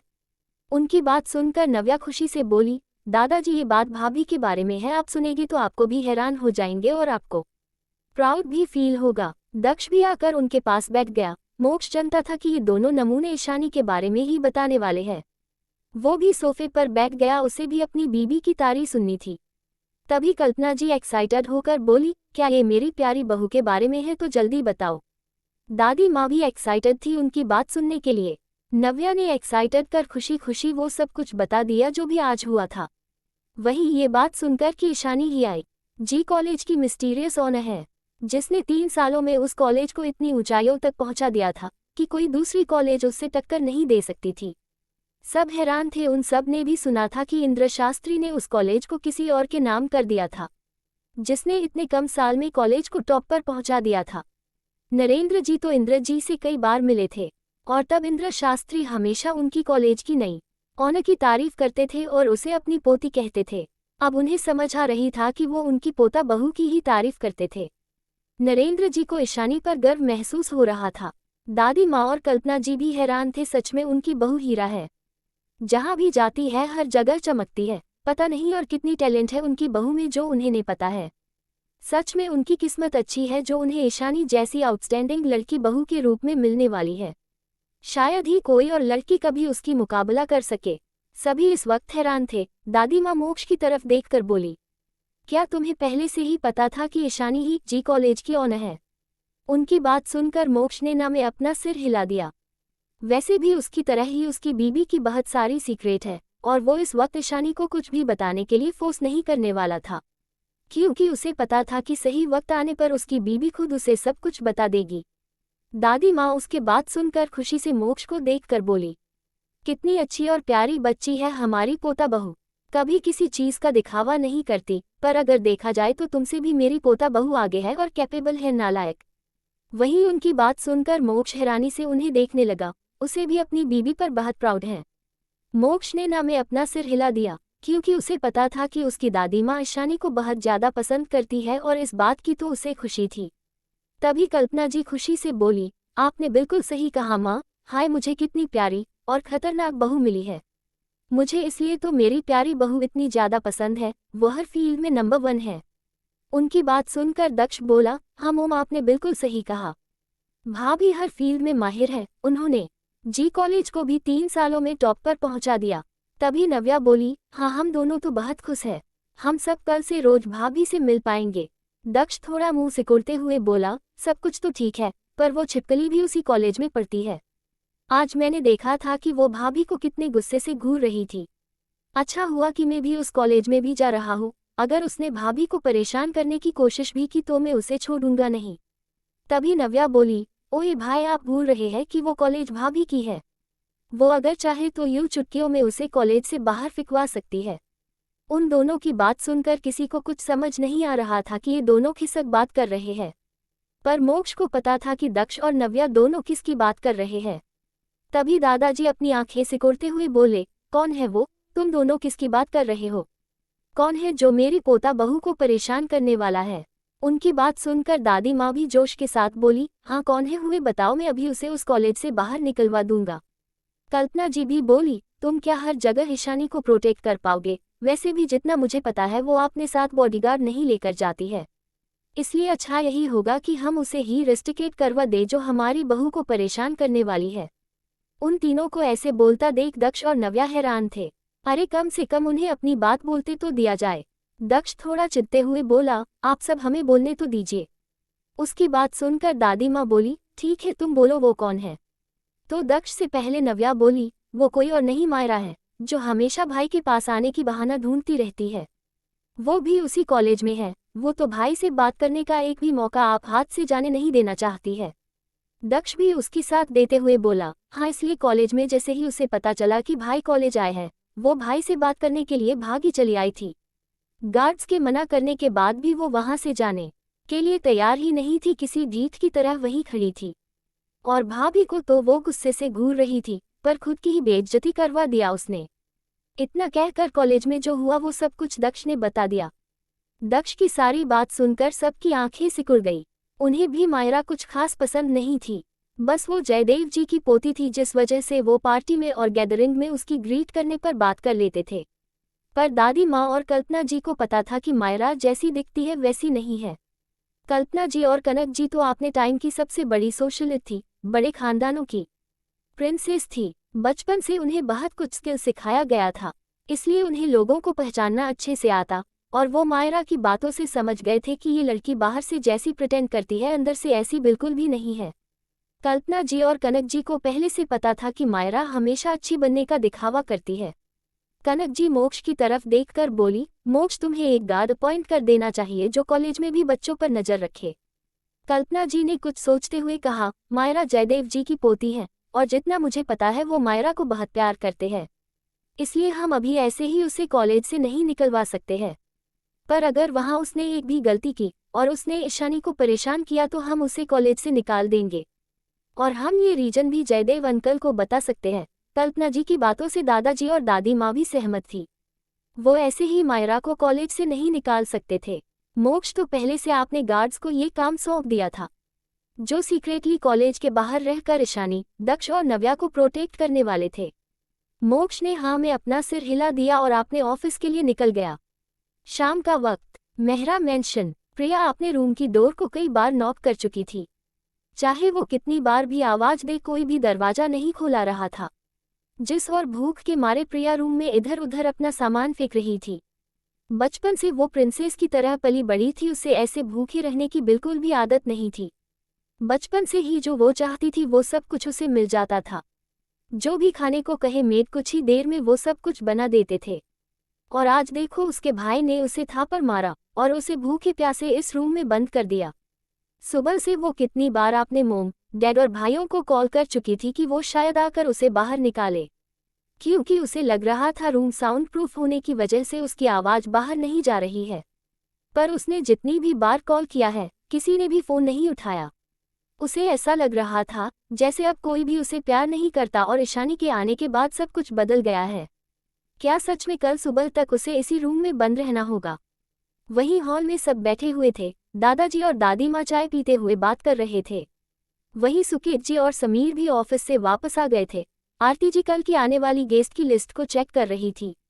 तभी रेहान बोला, प्रिया बहुत बार कॉल कर चुकी है और वो बार बार दरवाजा नॉक कर रही है। ऐसे भी वो सुबह से रूम में बंद है, खाना भी नहीं खाए है उसने, अब तो कोई आवाज नहीं सा रही है। क्या हमें एक बार चेक करना चाहिए, कहीं डिहाइड्रेशन की वजह से बेहोश ना हो गई हो?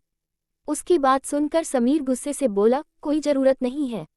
उसे जो पनिशमेंट मिली है उसे पूरा करना होगा, वरना आगे भी वो ऐसे ही एक के बाद एक झूठ बोलती रहेगी। एक दिन कमरे में बिना खा पिए रहेगी तो उसे अपनी गलती का एहसास होगा, इसलिए कल सुबह तक कोई भी उसे उस रूम से नहीं निकालेगा। समीर की बात सुनकर सब चुप हो गए। रेहान ने भी आगे कुछ नहीं कहा, क्योंकि उसे पता था प्रिया ने समीर भाई को बहुत ज्यादा गुस्सा दिल दिया है। गुस्सा तो उसे भी आया था जब उसे सच पता चला कि प्रिया ने ईशानी के बारे में झूठ बोला था।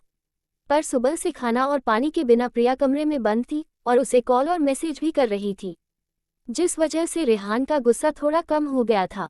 पर अपने समीर भाई को गुस्से में देखकर उसने आगे कुछ न कहना ही सही समझा। वहीं अयान ने भी कुछ नहीं बोला। आरती जी और सुकेत जी भी चुप थे, क्योंकि उन्हें समीर की बात बिल्कुल सही लग रही थी। अगर अभी भी सब कुछ जानकर उन्होंने प्रिया पनिशमेंट नहीं दिया और उसे बचाने की कोशिश की तो वो आगे और भी शायद झूठ ही बोले। रेहान तो कुछ भी नहीं बोल रहा था, क्योंकि वो भी देखना चाहता था कि ये लोग प्रिया को कब तक पनिशमेंट देते हैं। अगर उसका बस चलता तो वो तो अभी प्रिया को और भी ज्यादा पनिशमेंट देता। तभी उसके फोन पर कॉल आया। ईशानी की कॉल देखकर दर्शित की होंठों पर स्माइल आ गई। उसने जल्दी से फोन उठा लिया और बोला, हाँ बोलो बच्चा। तो उधर से ईशानी ने दर्शित को बाहर आने को बोला। दर्शित कंफ्यूज होते हुए बोला, ठीक है मैं आ रहा हूँ। कॉल कट होने के बाद दर्शित जाने के लिए उठा ही था, दादाजी उसकी तरफ देखते हुए बोले, ईशानी की कॉल था? तो दर्शित ने हाँ में अपना सिर हिला दिया। तो दादाजी बोले, क्या हुआ मेरी बच्ची को, वो ठीक तो है? तुम कहाँ जा रहे हो? उनकी बात सुनकर दर्शित बोला, कुछ नहीं दादाजी, बच्चा बिल्कुल ठीक है, वो बाहर है, मैं जाकर देखती हूँ। दर्शित की बात सुनकर दादाजी और दादी माँ को थोड़ा रिलैक्स महसूस हुआ कि ईशानी को कुछ नहीं हुआ है, वो बिल्कुल ठीक है। वहीं बाकी सब ने भी राहत की सांस लिया। वहीं समीर, रेहान और अयान को थोड़ा जलन महसूस हो रहा था दर्शित के साथ ईशानी की बॉन्डिंग को देखकर, पर वो कुछ नहीं कर सकते थे। जब तक ईशानी की नफरत उनके लिए खत्म नहीं हो जाती तब तक वो ईशानी के साथ ऐसी बॉन्डिंग शेयर नहीं सकते थे। वहीं दर्शित बाहर चला गया। बाहर ईशानी और नंदिनी पहले से मौजूद थे। ईशानी अभी अभी अपने ऑफिस से आई थी, इसलिए वो कैजुअल आउटफिट में थी। दर्शित जल्दी से ईशानी के पास गया और उसकी सिर को सहलाते हुए बोला, क्या हुआ बच्चा, तुमने मुझे जल्दी में बाहर आने के लिए क्यों बुलाया? ईशानी दर्शित की तरफ देखकर बोली, भाई जो आदमी हमारे पास था उसने जो नंबर हमें दिया था वो सुहास सिंह का था। क्या आप उन्हें जानते हैं या फिर आपका उनसे कोई दुश्मनी है?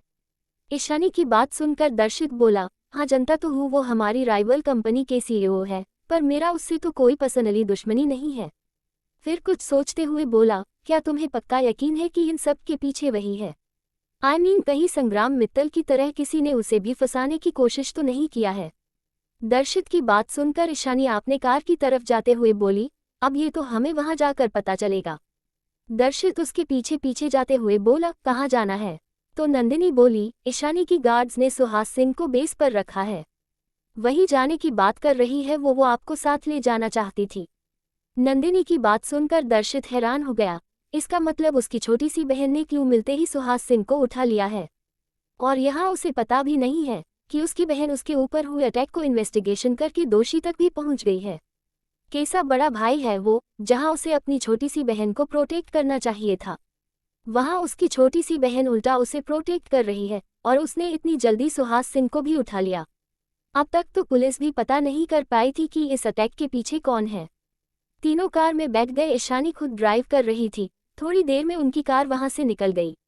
कुछ दूर जाने के बाद ईशानी ने राइट टर्न ले लिया और उनकी कार जंगल वाले रास्ते के अंदर चली गई। ये देखकर दर्शित कंफ्यूज हो गया।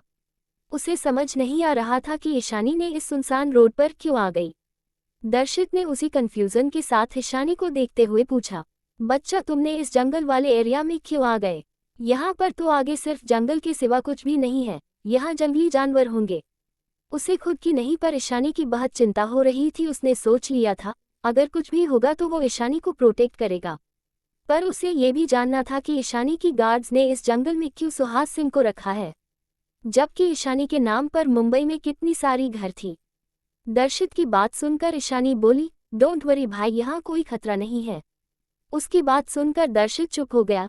थोड़ी देर में उनकी कार जंगल की बीचों बीच आकर रुकी। भाई हम पहुंच गए, इतना कहकर ईशानी बाहर निकलने के लिए दरवाजा खोला। वही दर्शित ने जल्दी से ईशानी की हाथ को पकड़ लिया और बोला, रुको, पहले मुझे बाहर जाने दो। दर्शित पहले बाहर जाकर ईशानी की सेफ्टी इंश्योर करना चाहता था। दर्शित सबसे पहले ईशानी की सेफ्टी इंश्योर करना चाहता था, ताकि अगर यहाँ खतरा हो तो वो ईशानी को यहाँ से जाने के लिए बोल दे। अगर वो कार में बैठी रहेगी तो ज़्यादा प्रॉब्लम नहीं होगा। बच्चा, ये जंगल के बीच बीच की जगह है, यहाँ पर बहुत जंगली जानवर हो सकते हैं। मैं पहले देख लेता हूँ, फिर तुम कार से उतरना। वही दर्शित की बात सुनकर ईशानी कंफ्यूज हो गई। उसे यहाँ भला क्या खतरा हो सकता है? ये उसकी टेरिटरी है, यहाँ की जंगली जानवर भी उसकी पालतू है। तभी नंदिनी बोली, दर्शित भाई, आप ईशानी की सेफ्टी की चिंता क्यों कर रहे हैं? आप पहले सामने तो देखिए। उसकी बात सुनकर दर्शित कंफ्यूज हो गया। फिर उसने सामने देखा तो उसके होश उड़ गए, क्योंकि सामने बहुत बड़ा घर था। उसे देखकर कोई भी हैरान हो जाता कि जंगल के बीच इतना बड़ा घर कैसे। वही घर के बाहर कुछ गार्ड्स कार की तरफ ही देख रहे थे कि कार अंदर क्यों नहीं आ रही है, और न ही उनकी बॉस कार से बाहर आ रहे हैं। ईशानी कार से बाहर उतर गई। उसके पीछे पीछे नंदिनी और दर्शित भी उतर गए। पर दर्शित तो अब भी बहुत हैरान था और हैरानी से चारों तरफ देख रहा था। कोई नहीं कह सकता था कि जंगल के बीच में इतना बड़ा घर होगा। अगर दर्शित को पता चल जाता कि ये एक ही नहीं बल्कि ईशानी की और भी कई सारी बेस जंगल के बीच में है, तब तो वो अब तक बेहोश हो चुका होता। सारे गाइस ने ईशानी को देखते ही अपने सिर झुका लिया और ग्रीट किया। दर्शित ने इनमें से कुछ गार्ड्स को ईशानी की बर्थडे पार्टी में देखा था। उसके था कि ये गार्ड्स ईशानी को सिर्फ बॉस नहीं बल्कि अपनी फैमिली मेंबर की तरह ट्रीट करते थे। तभी जैकी दौड़ते हुए वहां आया और एक्साइटेड होकर बोला, बॉस, अच्छा हुआ आप आ गई, वरना आज ये नकुल भाई मुझे मार डालते। उसने पीछे की तरफ इशारा किया जहां नकुल गुस्से में जैकी को देखते हुए आ रहा था। जैकी ईशानी के पीछे छिप गया। वहीं नंदिनी हंसते हुए बोली, अब क्या कांड कर दिया तुमने जैकी, जो तुमने नकुल भाई को इतना गुस्सा दिल दिया। वही जैकी ईशानी के पीछे से नंदिनी को गुस्से से घूरते हुए बोला, आपको क्यों लगता है कि मैंने ही कुछ किया होगा? ये नकुल भाई पागल हो गए हैं, इनका दिमाग खराब हो गया है, इसलिए तो ये मुझे मारने के लिए मेरे पीछे पड़े हुए हैं। वही नकुल ने जब ईशानी को देख तो उसने पॉलिटिकली ग्रीट किया। फिर गुस्से से जैकी को देखने लगा जो ईशानी के पीछे छुपने की हर मुमकिन कोशिश कर रहा था। वही दर्शित ये सब देख रहा था। उसका मन कर रहा था जैकी को ईशानी से दूर कर दे। ये लड़का हमेशा उसकी बहन से चिपकता क्यों रहता है, च्युइंगम की तरह। दर्शित ने ईशानी के पास से जैकी को थोड़ा दूर कर दिया। उसके ऐसा करने से जैकी दर्शित को घूर कर देखने लगा और मन ही मन बोला, ये बॉस की भाई है तो क्या हुआ, इनकी जिम्मा कैसे हुई मुझे मेरी बॉस से दूर करने की। जैकी ने दर्शित को फुल टू इग्नोर कर दिया, फिर वापस से जाकर ईशानी के पीछे खड़ा हो गया। उसकी ऐसी बचकानी हरकतें देखकर ईशानी ने ना में अपनी सिर हिला दिया। चाहे वो जैकी को कुछ भी कहे, कितना भी डांट ले, उसे पता था कि जैकी कभी नहीं सुधरने वाला और न ही वो अपने ये बचकाना हरकतें छोड़ेगा। तभी नकुल गुस्से से बोला, तुम पहले बाहर आओ फिर देखो मैं क्या करता हूँ। उन दोनों की झगड़ा देखकर नंदिनी हंसते हुए नकुल की तरफ देखकर बोली, नकुल भाई हमें भी तो बताओ कि इस गद्दे ने इस बार क्या उल्टी सीधी हरकतें किया है, जिस वजह से आप इतने गुस्से में हैं। नंदिनी की बात सुनकर नकुल ने जैकी को घुस में घुटकर देखा, फिर बोला, बॉस इसकी कारनामे सुनकर तो आपको भी गुस्सा आ जाएगा। वही जैकी ने जब देखा नकुल उसकी सारी करतूत बताने वाला है, वो पीछे से ही इशारे में रिक्वेस्ट करने लगा कि बॉस को ना बताए, क्योंकि वो नहीं चाहता था कि बॉस भी उससे गुस्सा हो जाए। पर नकुल ने उसके इशारे को इग्नोर कर दिया और ईशानी की तरफ देखकर बोला, आज जोजो को बच्चे हुआ है, उसे कुछ दिन पहले ही जंगल में काफी गहरी चोट आई थी, उसके शरीर पर बहुत घाव थे और पता नहीं क्यों पर वो कल से खा भी नहीं रही थी और बहुत वीक थी, आज तो वो मरने की कगार पर थी। मैंने इसे बोला कि डॉक्टर को बुलाओ, पर इसने एनिमल के डॉक्टर की जगह इंसानों की डॉक्टर को बुला लिया। ये तो अच्छा हुआ कि एक गार्ड ने वेटरिनरियन को बुला लिया और उस डॉक्टर ने जोजो का सही समय पर इलाज कर लिया, वरना इन्फेक्शन की वजह बच्चे पैदा होने में बहुत प्रॉब्लम होता। फिर जब डॉक्टर ने उन बच्चों को क्लीन करने के पानी मांगा तो इसने इतना ज़्यादा गर्म पानी दिया था कि अगर वो उन बच्चों पर लग जाती जो उनकी चमड़ी छिल जाते। ये तो अच्छा हुआ कि उस डॉक्टर ने रोक लिया और इसे बाहर भेज दिया, वरना पता नहीं ये और क्या क्या गड़बड़ करता। फिर जब मैं नहीं था तब वो सुहास सिंह जिस रूम में था उसमें घुस गया था, वहां पर तो इसने और भी बहुत कुछ किया है। अब तो सुहास बहस है, थोड़ी देर में होश में आ जाएगा। इतना कहकर नकुल जैकी की तरफ गुस्से देखने लगा, जो अब तक ईशानी के पीछे से दूर जाकर गार्ड के पीछे छुप गया था और आपने सिर निकालकर ईशानी की तरफ देख रहा था। वहीं नकुल की बात सुनकर ईशानी ने घूरकर जैकी की तरफ देखा। अपनी बॉस को खुद को ऐसे देखता पाकर जैकी डर के मारे फिर गार्ड के पीछे छिप गया। वहीं नकुल की सारी बातें सुनकर नंदिनी ठहाके मारकर हंसने लगी। वहीं दर्शित को भी हंसी आ रही थी जैकी के कारनामे के बारे में सुनकर। दर्शित भी आपने मुंह पर हाथ रख के हंसने लगा। वहीं खुद पर सबको हंसता देखकर जैकी गुस्से से बाहर आया, पर जब उसकी नज़र आपने बॉस पर गई तो वो फिर से पीछे छिप गया। वहीं जैकी की इस हरकत पर गार्ड्स भी हंसने लगे। तभी दर्शित की नज़र ईशानी की तरफ दौड़ते हुए आते हुए दो ब्लैक पैंथर पर गई। उन दोनों को ईशानी की तरफ आते देखकर दर्शित बहुत ज़्यादा डर गया। उसने ईशानी को अपने पास खींच लिया और अपने गले लगा लिया। उसे लग रहा था कहीं ये दोनों ब्लैक पैंथर उसकी बहन को हट ना कर दे, पर उसे डर भी लग रहा था क्योंकि उसने कभी ऐसा ब्लैक पैंथर इतने पास से नहीं देखा था। वहीं ईशानी कंफ्यूज हो गई कि दर्शित भाई ने उसे गले से क्यों लगा लिया। तभी उसकी नज़र आपने दोनों पैंथर पर गई जो इस वक्त दर्शित को अजीब नज़रों से देख रहे थे, जैसे दर्शित कोई बेवकूफ़ हो। ईशानी ने दर्शित को खुद से दूर किया और बोली, भाई आप डर क्यों रहे हैं। दर्शित ईशानी को आपने पीछे करते हुए बोला, ये जानवर तुम्हें हार्म कर सकते हैं। दर्शित की बात सुनकर दोनों पैंथर का चेहरा और भी बिगड़ गया। भला वो आपने बॉस को क्यों हार्म करेंगे। वो दोनों चुपचाप दर्शित को देख रहे थे जैसे वो कोई पागल हो।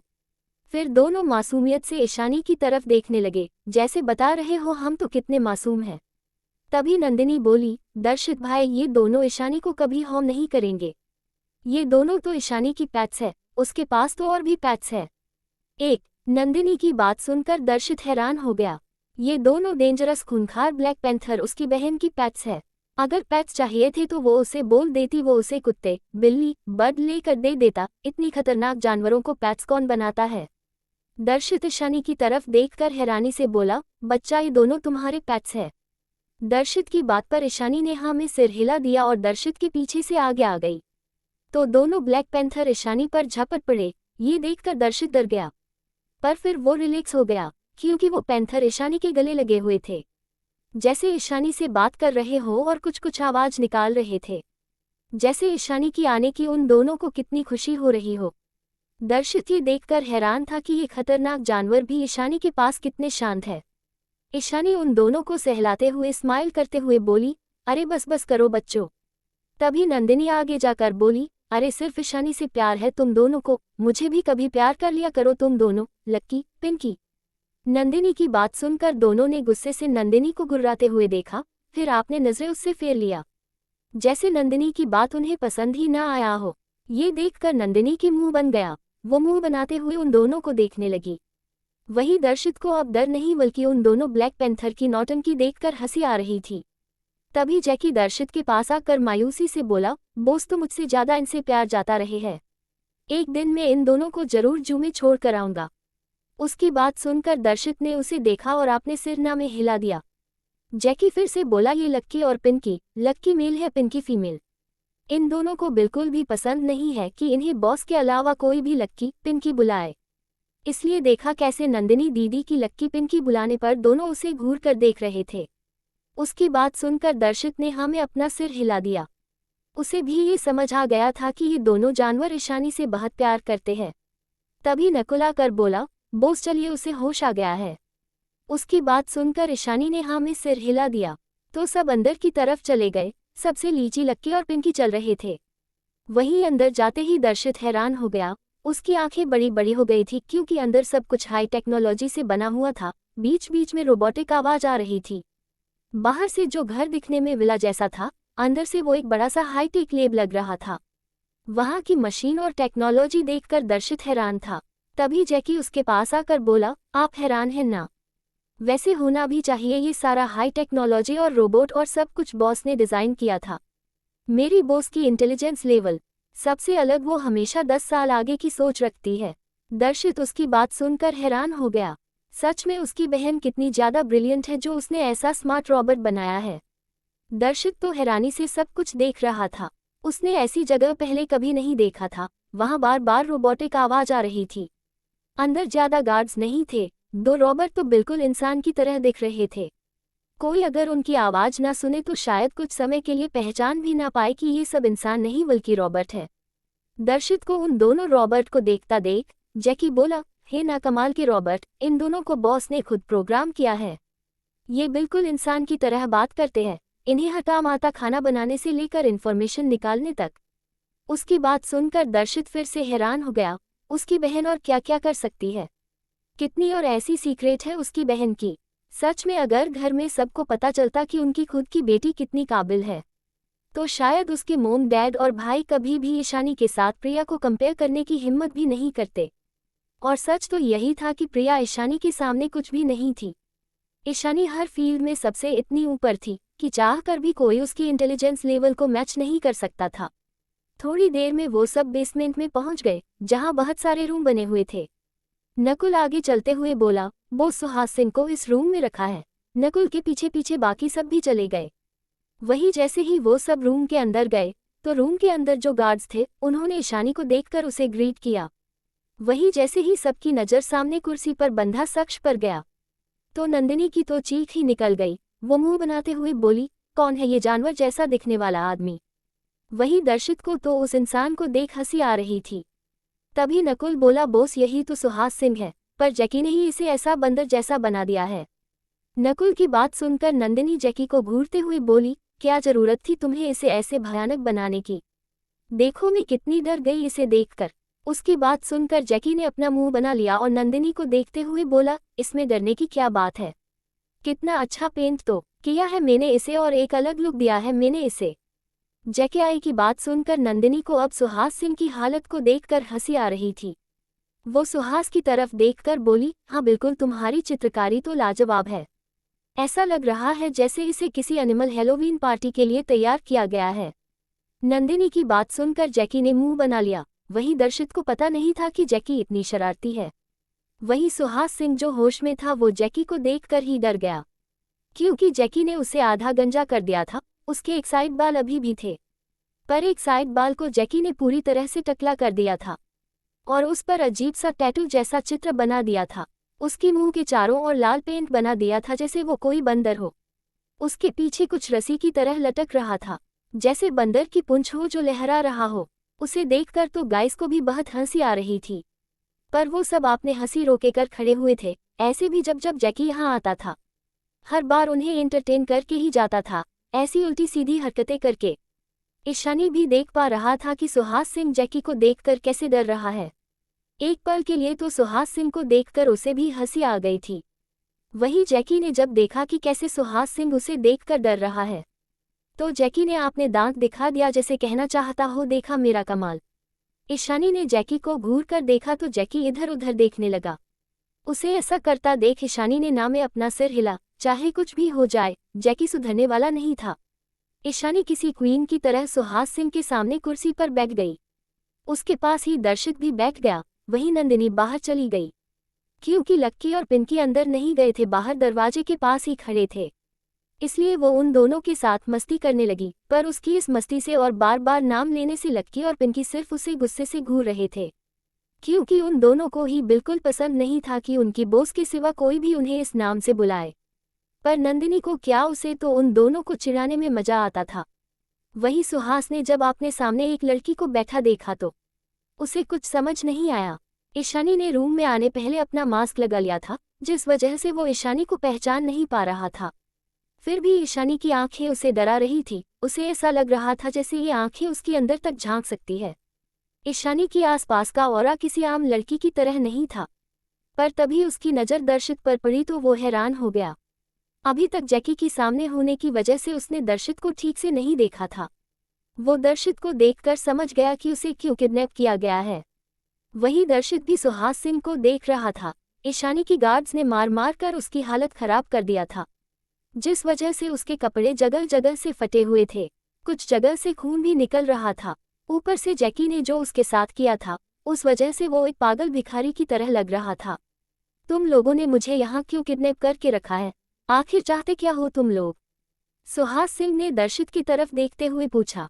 वहीं उसके सवाल सुनकर दर्शित एक डेविल स्माइल करके बोला, क्यों तुम्हें नहीं पता कि क्यों तुम्हें किडनैप किया गया है? दर्शित की बात सुनकर सुहास सिंह अंदर तक डर गया। उसे समझ आ गया कि शायद दर्शित को सब सच पता चल चुका है। फिर भी सुहास सिंह अपने चेहरे पर आपने डर को शो नहीं होने दिया और कॉन्फिडेंस के साथ बोला, तुम बहुत बड़े स्टार हो तो क्या हुआ? तुम मुझे ऐसे किडनैप करके टॉर्चर नहीं कर सकते। उसने इतना ही कहा था कि उसकी चिल्लाने की आवाज़ पूरे रूम में गूंज गई। उसे अपने कंधे पर इस वक्त बहुत दर्द हो रहा था। उसे ऐसा लग रहा था जैसे किसी ने उसके एक हाथ को काट कर अलग कर दिया हो। वही दर्शित उसके ऐसे अचानक चिल्लाने से हैरान हो गया। वहीं ईशानी एक छोटी सी नीडल को अपने उंगलियों के बीच घुमा रही थी। ईशानी ने सुहास सिंह की ऐसी पॉइंट पर निडल फेंका था जिससे उसे बहुत दर्द हो रहा था। उसकी एक साइड की ब्लेड फ्लो रुक गया था, जिस वजह से उसे और भी दर्द हो रहा था। दर्शित ने ईशानी को हैरानी से देखा, जो चुपचाप बैठी थी जैसे उसने कुछ किया ही ना हो। ईशानी ने एक गार्ड को इशारा किया तो वो गार्ड ईशानी की इशारा समझकर आगे आया और सुहास सिंह के मुंह पर एक थापड़ जड़ दिया। उस थापड़ का इम्पैक्ट इतना ज्यादा था कि सुहास सिंह कुछ पल के लिए सुन पड़ गया। उसके मुंह से खून आने लगा था। तभी ईशानी अपने कोल्ड भयानक आवाज में सुहास सिंह को देखते हुए बोली, अगर तुम बिना कुछ बताए मरने के लिए तैयार हो तो मुझे तुम्हें मारने में कोई प्रॉब्लम नहीं है। तुमने दर्शित भाई पर अटैक क्यों करवाया? अगर बता दो तो शायद तुम्हारी मौत थोड़ी आसान हो जाए। उसकी इतनी भयानक आवाज सुनकर सुहास सिंह अंदर तक कांप गया। उसे ईशानी इस वक्त किसी मौत की देवी की तरह लग रही थी। वो ईशानी की तरफ देखते हुए अपनी दर्द भरी आवाज में डरते हुए बोला, कौन हो तुम? मैंने तुम्हारा क्या बिगाड़ा है? और मैंने दर्शित पर हमले करवाया है, उस बात का क्या प्रूफ है तुम्हारे पास?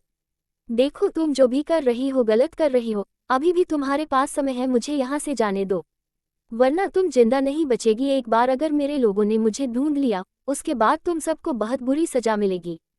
इस दर्शित ने तुम्हें पैसे दिए हैं ना ये सब करने के लिए? तुम मुझे बोलो, उसने तुम्हें जितने पैसे दिए होंगे मैं तुम्हें उससे भी ज्यादा दूंगा। सुहास सिंह इस वक्त ईशानी से बहुत डरा हुआ था, पर फिर भी उसकी अकड़ अभी भी बाकी था। उसे लग रहा था है तो ये एक लड़की ही, शायद ये पैसों के लिए इस दर्शित की मदद कर रही है। वही रूम में खड़े सबको गुस्सा आ गया। गार्ड्स गुस्से से सुहास सिंह को देखने लगे। ये भिखारी उनके बॉस को पैसा देगा जिनके पास हर दिन करोड़ों की डील आती है। नकुल को भी गुस्सा आ गया था। वही चकी जिसे आपने गुस्से पर बिल्कुल कंट्रोल नहीं था, वो गुस्से से आगे गया और गुस्से में सुहास सिंह की मुंह पर एक पंच जब दिया। वही सुहास सिंह तो अब बात करने की हालत में भी नहीं था। जैकी गुस्से से सुहास सिंह को देखते हुए बोला, क्या कहा तूने? तू मेरी बॉस को पैसा देगा जिनकी कंपनी की 1% शेयर की कीमत तुम्हारी उस पूरा घटिया कंपनी से भी 100 गुना ज्यादा है। तेरे लोग आएंगे तुझे बचने में भी देखता हूँ कि कौन यहाँ आकर क्वीन की टेरिटरी से तुझे बचा कर लेकर जाता है। ये हमारी बॉस की टेरिटरी है, यहाँ माफिया के बड़े गैंग्स भी आने की हिम्मत नहीं करते हैं। मेरी बॉस के नाम से पूरा माफिया वर्ल्ड थर थर कांपता है और तू उनके सामने ही बैठकर उन्हें धमकी देने की हिम्मत कर रहा है। जैकी की बात सुनकर ईशानी हैरान हो गई। उसका मन कर रहता अपना सिर पीट ले, वरना जैकी को यहाँ से बाहर फेंक दे। वो नहीं चाहती थी कि दर्शित के सामने उसकी क्वीन वाली आइडेंटिटी आए। पर अब तो जैकी ने सब कुछ घुस में उगल दिया था। अगर ईशानी को पता होता कि जैकी ये सब कुछ बोलेगा तो वो उसे अंदर रहने ही नहीं देती, वो जैकी को बाहर ही छोड़ देती। उसे इस वक्त जैकी पर बहुत गुस्सा आ रहा था। वही जैकी की बात सुनकर दर्शित हैरान हो गया था।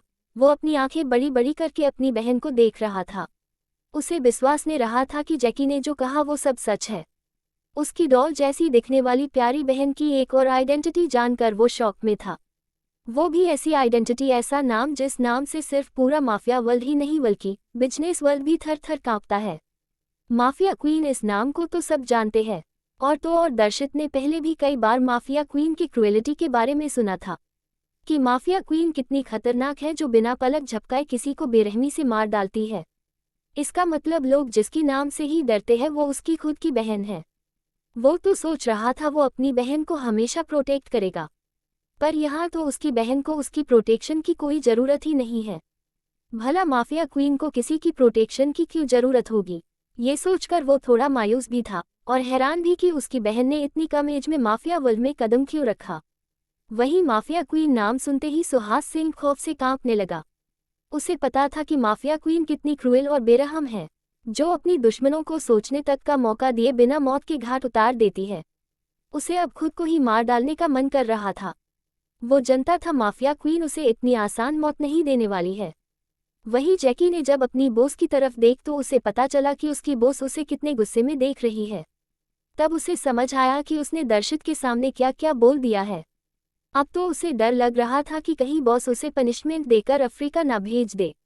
जैकी ने जल्दी से आपने मुंह पर हाथ रख लिया और आपने गर्दन को नामे हिलाने लगा, जैसे कह रहा हो कि इसी गलती दोबारा नहीं होगी। वही सुहास सिंह जानता था कि उसने क्वीन को धमकी देकर आपने खुद के पैर पर ही कुल्हाड़ी मार लिया है। वो ईशानी की तरफ देखकर डरते हुए बोला, मुझे माफ कर दीजिए क्वीन, मुझसे बहुत बड़ी गलती हो गई। मुझे आपसे इस तरह बात नहीं करना चाहिए था और मैंने ही दर्शित मेहरा पर हमला करवाया था। मैं अपना गलती मानता हूँ। मैं आगे से कभी आपके रास्ते में नहीं आऊँगा और न ही कभी दर्शित मेहरा की तरफ आंख उठाकर भी देखूंगा। इस बार माफ कर दीजिए। यही सुहास सिंह की बात सुनकर ईशानी किसी डेविल की तरह हंसने लगी। उसे इस तरह हंसते हुए देखकर दर्शित कंफ्यूज हो गया। वही उसकी इतनी भयानक हंसी सुनकर सुहास सिंह अंदर तक कांप गया। ईशानी सुहास सिंह की तरफ देखकर बोली, तुम इतने कैपेबल भी नहीं हो कि तुम दर्शित मेहरा पर अटैक करवा सको और बिना सबूत के किसी और को फंसा सको और किसी और से झूठी कन्फेशन करवा सको। ईशानी सुहास सिंह की तरफ देखकर बोली, तुम इतने कैपेबल भी नहीं हो कि तुम दर्शित मेहरा पर अटैक करवा सको और बिना सबूत के किसी और को फंसा सको और किसी और से झूठी कन्फेशन करवा सको। ईशानी की बात सुनकर सुहास सिंह डर गया। उसे तो अब और भी डर लग रहा था कि कहीं क्वीन को ऑलरेडी सब पता तो नहीं है। अगर ऐसा हुआ तो क्या वो उसे यहाँ से जिंदा भी जाने देंगे? वही ईशानी को इस तरह हंसते हुए देख और उसकी बात सुनकर दर्शित बोला, तुम क्या कहना चाहती हो बच्चा? ये तो खुद ही मान रहा है ना कि इसने ही मुझ पर अटैक करवाया था, तो फिर तुम्हें ऐसा क्यों लगता है कि इन सब के पीछे किसी और का भी हाथ होगा? दर्शित की बात सुनकर ईशानी बोली, भाई आपको क्या लगता है ये छोटी सी कंपनी का सीईओ इतना इन्फ्लुएंशियल है जो पुलिस को भी खरीद सके और झूठी गवाह भी? उसकी बात सुनकर दर्शित को भी ईशानी की बात में सेंस नजर आ रही थी। ऊपर से सब जानते थे कि वो मेहरा फैमिली से है, तो भला कोई छोटी सी कंपनी का सीईओ उसके खिलाफ इतनी बड़ी साजिश करके किसी और को फंसा दे, ये तो सच में सोचने वाली बात थी। वही दर्शित और क्वीन की क्लोजनेस को देखकर तो सुहास सिंह पहले से ही हैरान था, पर अभी ईशानी की मुंह से दर्शित के लिए भाई सुनकर तो उसकी जान हलक में आ गई थी।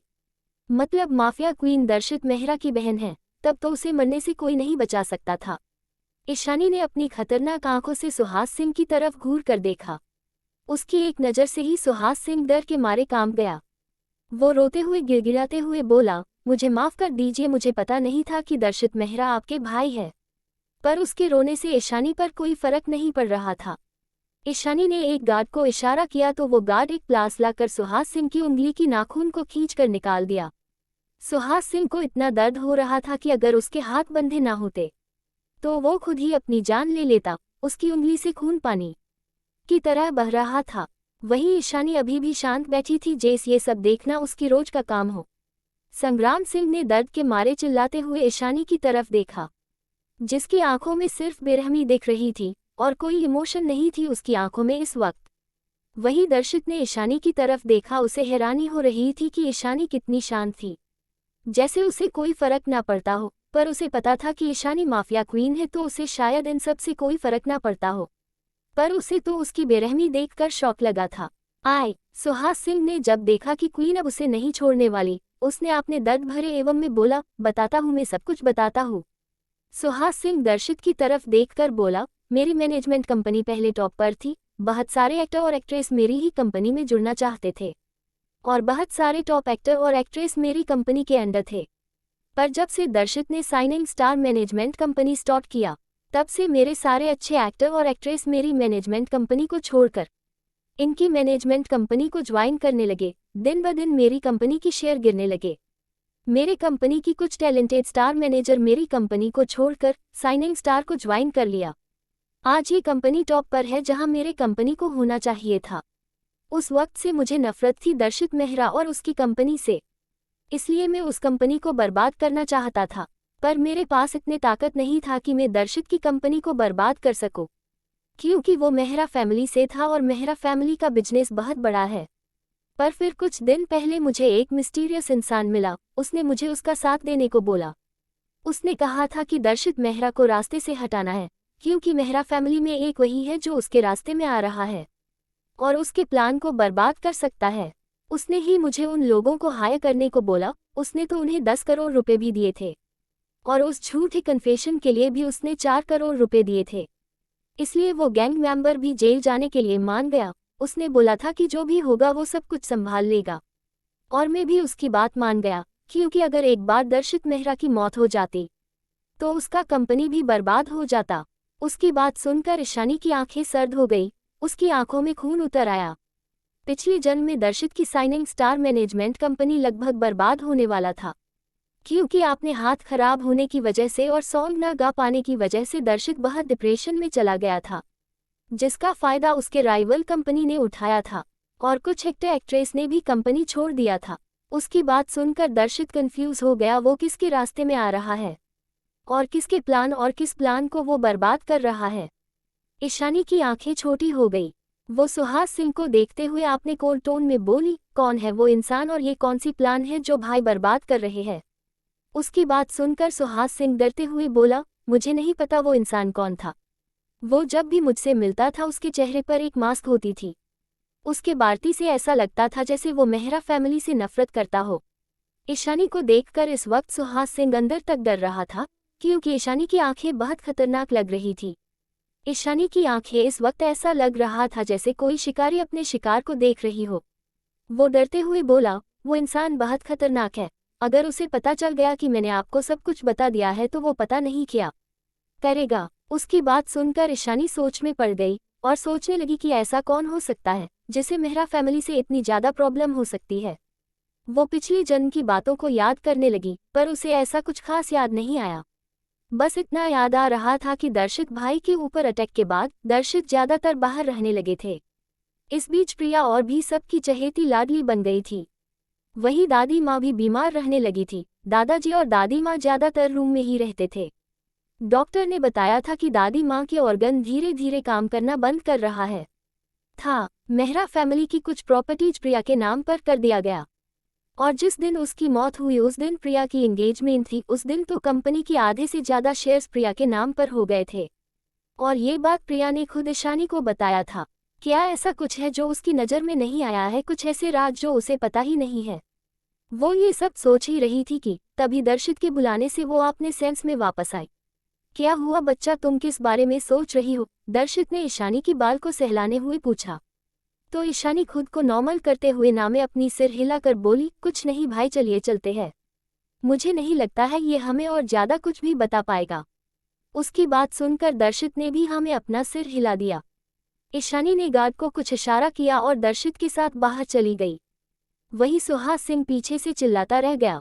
उसे पता था अब वो नहीं बचने वाला। एक गार्ड आगे आकर उसे मारने लगा। वैसे भी वो सब जानते थे कि उनकी बॉस कभी सुहास सिंह को जिंदा नहीं छोड़ने वाले थे। अगर दर्शित सर ना होते तो शायद उनकी बॉस इस सुहास सिंह को अपने हाथों से ही बेरहमी से मार डालते। वहीं दर्शित और ईशानी बाहर चले गए। बाहर नंदिनी इस वक्त लक्की और पिंकी के साथ खेल रही थी। वहीं लक्की और पिंकी कभी नंदिनी को गुस्से से घूरते तो कभी उस तरफ देखते जिस रूम में ईशानी गई थी। वहीं जैसे ही दोनों ने ईशानी को देखा दोनों उसके पास चले गए। दर्शित को अब भी इन ब्लैक पैंथर से थोड़ा डर लग रहा था। उसने मन ही मन सोचा मेरी बहन माफिया क्वीन है तो उसे तो ऐसे ही जानवर पसंद आएंगे ना। क्या मुझे भी उसके लिए कुछ टाइगर या फिर ऐसा कोई वाइल्ड जानवर लाकर गिफ्ट देना चाहिए। इससे बच्चा जरूर खुश हो जाएगी। फिर उसने अपना सिर झटक दिया। आजकल पता नहीं वो क्या क्या सोचने लगा है। अगर वो अपनी बहन को ऐसे गिफ्ट देगा सब उस पर ही हंसेंगे। वही जैकी जल्दी से ईशानी के पास आकर बोला, बॉस मुझे तो लगता है वो जो कोई भी है आपकी फैमिली के बारे में उसे सब कुछ पता है। उसकी बातों पर ईशानी ने हाँ में सिर हिला दिया और नकुल की तरफ देखकर बोली, फाइंड आउट कि वो कौन है जिसे मेहरा फैमिली के बारे में सारी जानकारी है और उसकी मकसद क्या है और उसकी ऐसी कौन सी प्लान है जिसके बीच में दर्शित भाई आ रहे थे। ईशानी की बात सुनकर नकुल हाँ में अपना सिर हिलाकर बोला, जी बॉस मैं हमारे सीक्रेट गार्ड्स को इस काम पर लगा दूंगा। वैसे मेम हमें एक क्लू मिला है जिससे हम उस इंसान तक पहुंच सकते हैं जो इन सब के पीछे है। बस हमें ये जानना है कि वो निशान किस ऑर्गेनाइजेशन के है। नकुल की बात सुनकर ईशानी ने हाँ में सिर हिला दिया। तभी जैकी चिल्लाते हुए बोला, बॉस ये देखिए आपके लिए एक ऑफर आया है। उसे ऐसे चिल्लाते देख ईशानी अपनी आंखें छोटी करके उसे घूरने लगी। अपनी बॉस को खुद को ऐसे घूरता हुआ देखकर जैकी शक पका गया और अपने चेहरे पर नकली मुस्कुराहट लाकर दांत दिखाते हुए धीरे से बोला, बॉस आपके लिए ऑफर आया है। ईशानी ने उसकी नौटंकी देखकर अपना सिर न में हिला दिया। वहीं नंदिनी आगे आकर जैकी के सिर पर टपली मारकर बोली, इतनी नौटंकी करने की जरूरत नहीं है। गलती करके ईशानी के सामने मासूम बन जाना तुम्हारे आदत में शामिल हो चुकी है। उसकी बात सुनकर जैकी ने गुस्से में घूरकर उसे देखा। ईशानी मेल देखकर बोली, मना कर दो अभी मेरे पास टाइम नहीं है। उसकी बात सुनकर जैकी बोला, पर बॉस ये लोग हमें 20 करोड़ ऑफर कर रहे हैं और ये काम भी तो थोड़े से टाइम में हो जाएगा। ये तो आपके बाएं हाथ का खेल है। मैं अकेला इस काम को नहीं कर सकता वरना मैं खुद ही कर देता। वैसे बॉस अगर आपको पैसा नहीं चाहिए तो ये पैसा मैं रख लूंगा। कॉलेज जाने के लिए एक बढ़िया सी कार ले लूंगा जिसे देखकर लड़कियां मेरे पीछे पागल हो जाएंगे। जैकी की बात सुनकर नंदिनी हैरानी से उसे देखने लगी। दर्शित भी जैकी की बात सुनकर हैरान था। सच में ये लड़का सपने देखने में माहिर है। वहीं ईशानी ने जैकी को घूर कर देखा फिर आपने फोन में देखने लगी। वहीं नंदिनी जैकी को फिर से मारते हुए बोली, अरे वो सपने के सौदागर आपने इस सपने से बाहर आओ। उसकी आवाज से जैकी जो अपनी नई गाड़ी की सपने देखने लगा था वो आपने सपने से बाहर आया और जब उसने ईशानी की तरफ देखा जो चुप थी वो फिर बोला, बॉस में तो ये कह रहा था कि उस कार हम दोनों कॉलेज जाएंगे। नंदिनी ने तो अब अपना सिर ही पीट लिया। ये बेवकूफ पता नहीं क्या क्या बोलता रहता है। वो जैकी को घूरते हुए बोली, तुम्हारी ईशानी बॉस के पास पैसों की कमी है क्या जो वो कार नहीं ला सकती। उसकी बात सुनकर जैकी उसकी तरफ देखकर चिढ़ते हुए बोला, तुमसे क्या मैं अपनी बॉस को बोल रहा था। ऐसे भी पैसे हैं तो क्या हुआ, अगर कुछ मिनट में 20-20 करोड़ कमा सकते हैं तो क्या प्रॉब्लम। ये पैसा बॉस आपने रिसर्च में लगा सकते हैं ना। उसकी बार बार कह पर ईशानी इरिटेट होकर बोली, ठीक है उन्हें बोल दो कि कल काम हो जाएगा। ईशानी की हाँ सुनकर जैकी खुश हो गया। फिर वो घमंड के साथ नकुल और नंदिनी को देखने लगा जैसे कहना चाहता हो, देखा मैं आपने बॉस के प्रॉफिट के लिए कितना सोचता हूँ। वो नंदिनी और नकुल के पास जाकर धीरे से बोला, मैं कितनी सोच समझकर सब कुछ बोलता हूँ जिससे बॉस को फायदा हो, इसलिए देखा बॉस मेरे बात मान गए। उसकी बात सुनकर नंदिनी और नकुल ने उसे ऐसा देखा जैसे वो दोनों किसी पागल को देख रहे हो। नकुल उसे गुस्से में बोला, अबे गद्दे बॉस तेरी बकर बकर होने की वजह से और जिद की वजह से इरिटेट होकर मान गए ताकि तू अपना ये मुंह बंद कर दे। इतना कहकर नकुल वहां से गार्ड्स को इंस्ट्रक्शन देने चला गया। वहीं नकुल की बात सुनकर जैकी का मुंह काला पड़ गया था।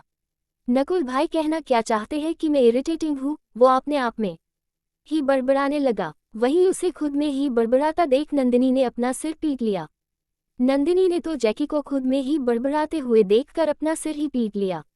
वहीं जैकी अपनी बॉस की तरफ देखते हुए अपने सिर पर हाथ रखते हुए बोला, पर बॉस में तो भूल ही गया कि इसमें खतरा भी है क्योंकि बहुत सारे गैंग्स आपको ढूंढ रहे हैं और आपके लोकेशन को जानने की कोशिश कर रहे हैं ताकि वो आपसे अपना काम करा सके और इसमें कुछ इंटरनेशनल माफिया भी है और कुछ डेंजरस ऑर्गेनाइजेशन भी है जो बस आपकी आईडी पर नजर गड़ाए बैठे हैं ताकि वो आपको ट्रैक कर सके। वही दर्शित को समझ नहीं आ रहा था कि जैकी किस ऑफर के बारे में बात कर रहा है। उसे पहले लग रहा था कि कोई बिजनेस से रिलेटेड बात होगी, पर इस काम से उसकी बहन पर खतरे है। ये बात सुनकर वो थोड़ा डर गया और जैकी को देखते हुए बोला, तुम कहना क्या चाहते हो कि इस काम से ईशानी को खतरा है?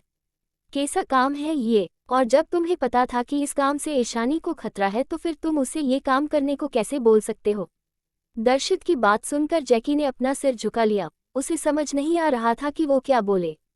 उसे दर्शित के सामने ये सब बोलकर पहले से ही गलती कर दी थी और अब तो उसने और भी ज्यादा गड़बड़ी कर दिया। तभी ईशानी बोली, रिलैक्स भाई, ऐसा कुछ नहीं है और ना ही मुझे कोई खतरा है। इतना कहकर वो उठी और ऊपर की तरफ चली गई। उसके पीछे पीछे नंदिनी भी चली गई। तो जैकी को भी इस बात से निकलने का और यहाँ से खिसकने का एक बहाना मिल गया। वो दर्शित को देखकर हंसते हुए बोला, बॉस ने सही कहा कि खतरा नहीं है उन्हें। मैं तो बस ऐसे ही बात कर रहा था, आप मेरे बातों को दिल पर मत लीजिए। उसकी बात सुनकर दर्शित की आंखें छोटी हो गई। जैकी जैसे ही वहां से जाने वाला था, दर्शित ने उसे पीछे से कलर से पकड़ लिया और थोड़े गुस्से से बोला, बताओ क्या बात है? ऐसी कौन सी काम है और कौन सा ऑफर आया है जिससे ईशानी को खतरा है, और कौन है जो उसे ढूंढ रहे हैं और क्यों ढूंढ रहे हैं? मुझे अभी जवाब दो। जैकी तो अब फंस चुका था क्योंकि ईशानी और नंदिनी भी ऊपर लैब की तरफ चले गए थे और वो दर्शित को सच भी नहीं बता सकता था, इसलिए नाटक कर हुए बोला, आप कुछ ज्यादा ही सोच रहे हैं। ऐसा कुछ नहीं है, मैं तो बस ऐसे ही बोल रहा था। दर्शित को समझ आ गया था कि जैकी ऐसे ही नहीं बोलने वाला है, इसलिए उसने जैकी को छोड़ दिया और बोला, ठीक है, तुम कह रहे हो तो सच ही होगा। ऐसे भी तुम काफी सालों से ईशानी के साथ हो और उसके इतने क्लोज हो। वो तुम्हें अपना छोटा भाई मानती है, इसलिए तुम्हें तो सब कुछ पता होगा कि वो कहाँ सेफ है और कहाँ नहीं। दर्शित की बात सुनकर जैकी खुश हो गया। जब भी कोई कहता था कि ईशानी उसे अपना छोटा भाई मानती है तो उसकी खुशी का तो कोई ठिकाना ही नहीं रहता था। वो खुशी से बोला, बिल्कुल, मैं तो बॉस के साथ बहुत सालों से हूँ, मुझे उनके बारे में सब पता है। बात करते हुए दोनों लिफ्ट की तरफ जाने लगे। दर्शित जैकी को अपने बातों में उलझा रहा था, जिसकी भनक भी जैकी को नहीं था। वो तो दर्शित की सभी बातों का जवाब खुशी खुशी दिए जा रहा था। तभी दर्शित ने पूछा, वैसे अभी तुम किस ऑफर के बारे में बात कर रहे थे? वही जैकी भी फ्लो में बोल गया, अरे वो आपको नहीं पता, मेरी बॉस दुनिया की सबसे बड़ी हैकर है। हैकर शैडो के बारे में सुना है? वो मेरे बॉस ही है, चाहे वो गवर्नमेंट हो, कोई ऑर्गेनाइजेशन हो या दुनिया की बड़ी बड़ी कंपनी हो, सब मेरे बॉस के साथ काम करना चाहते हैं। और इनमें से कुछ इंटरनेशनल ऑर्गेनाइजेशन है और कुछ डेंजरस गैंग है जो बॉस के पीछे पड़े हैं ताकि बॉस उनके लिए काम करे और उनका इलीगल बिजनेस और भी बढ़ जाए, क्योंकि अगर बॉस चाहे तो किसी भी देश की सिक्योरिटी और मिलिट्री सब को हैक कर सकते हैं और कुछ पल में उनकी इकोनॉमी को भी बर्बाद कर सकते हैं। आज तक कोई भी बॉस के हैकिंग स्किल का मुकाबला नहीं कर पाया है।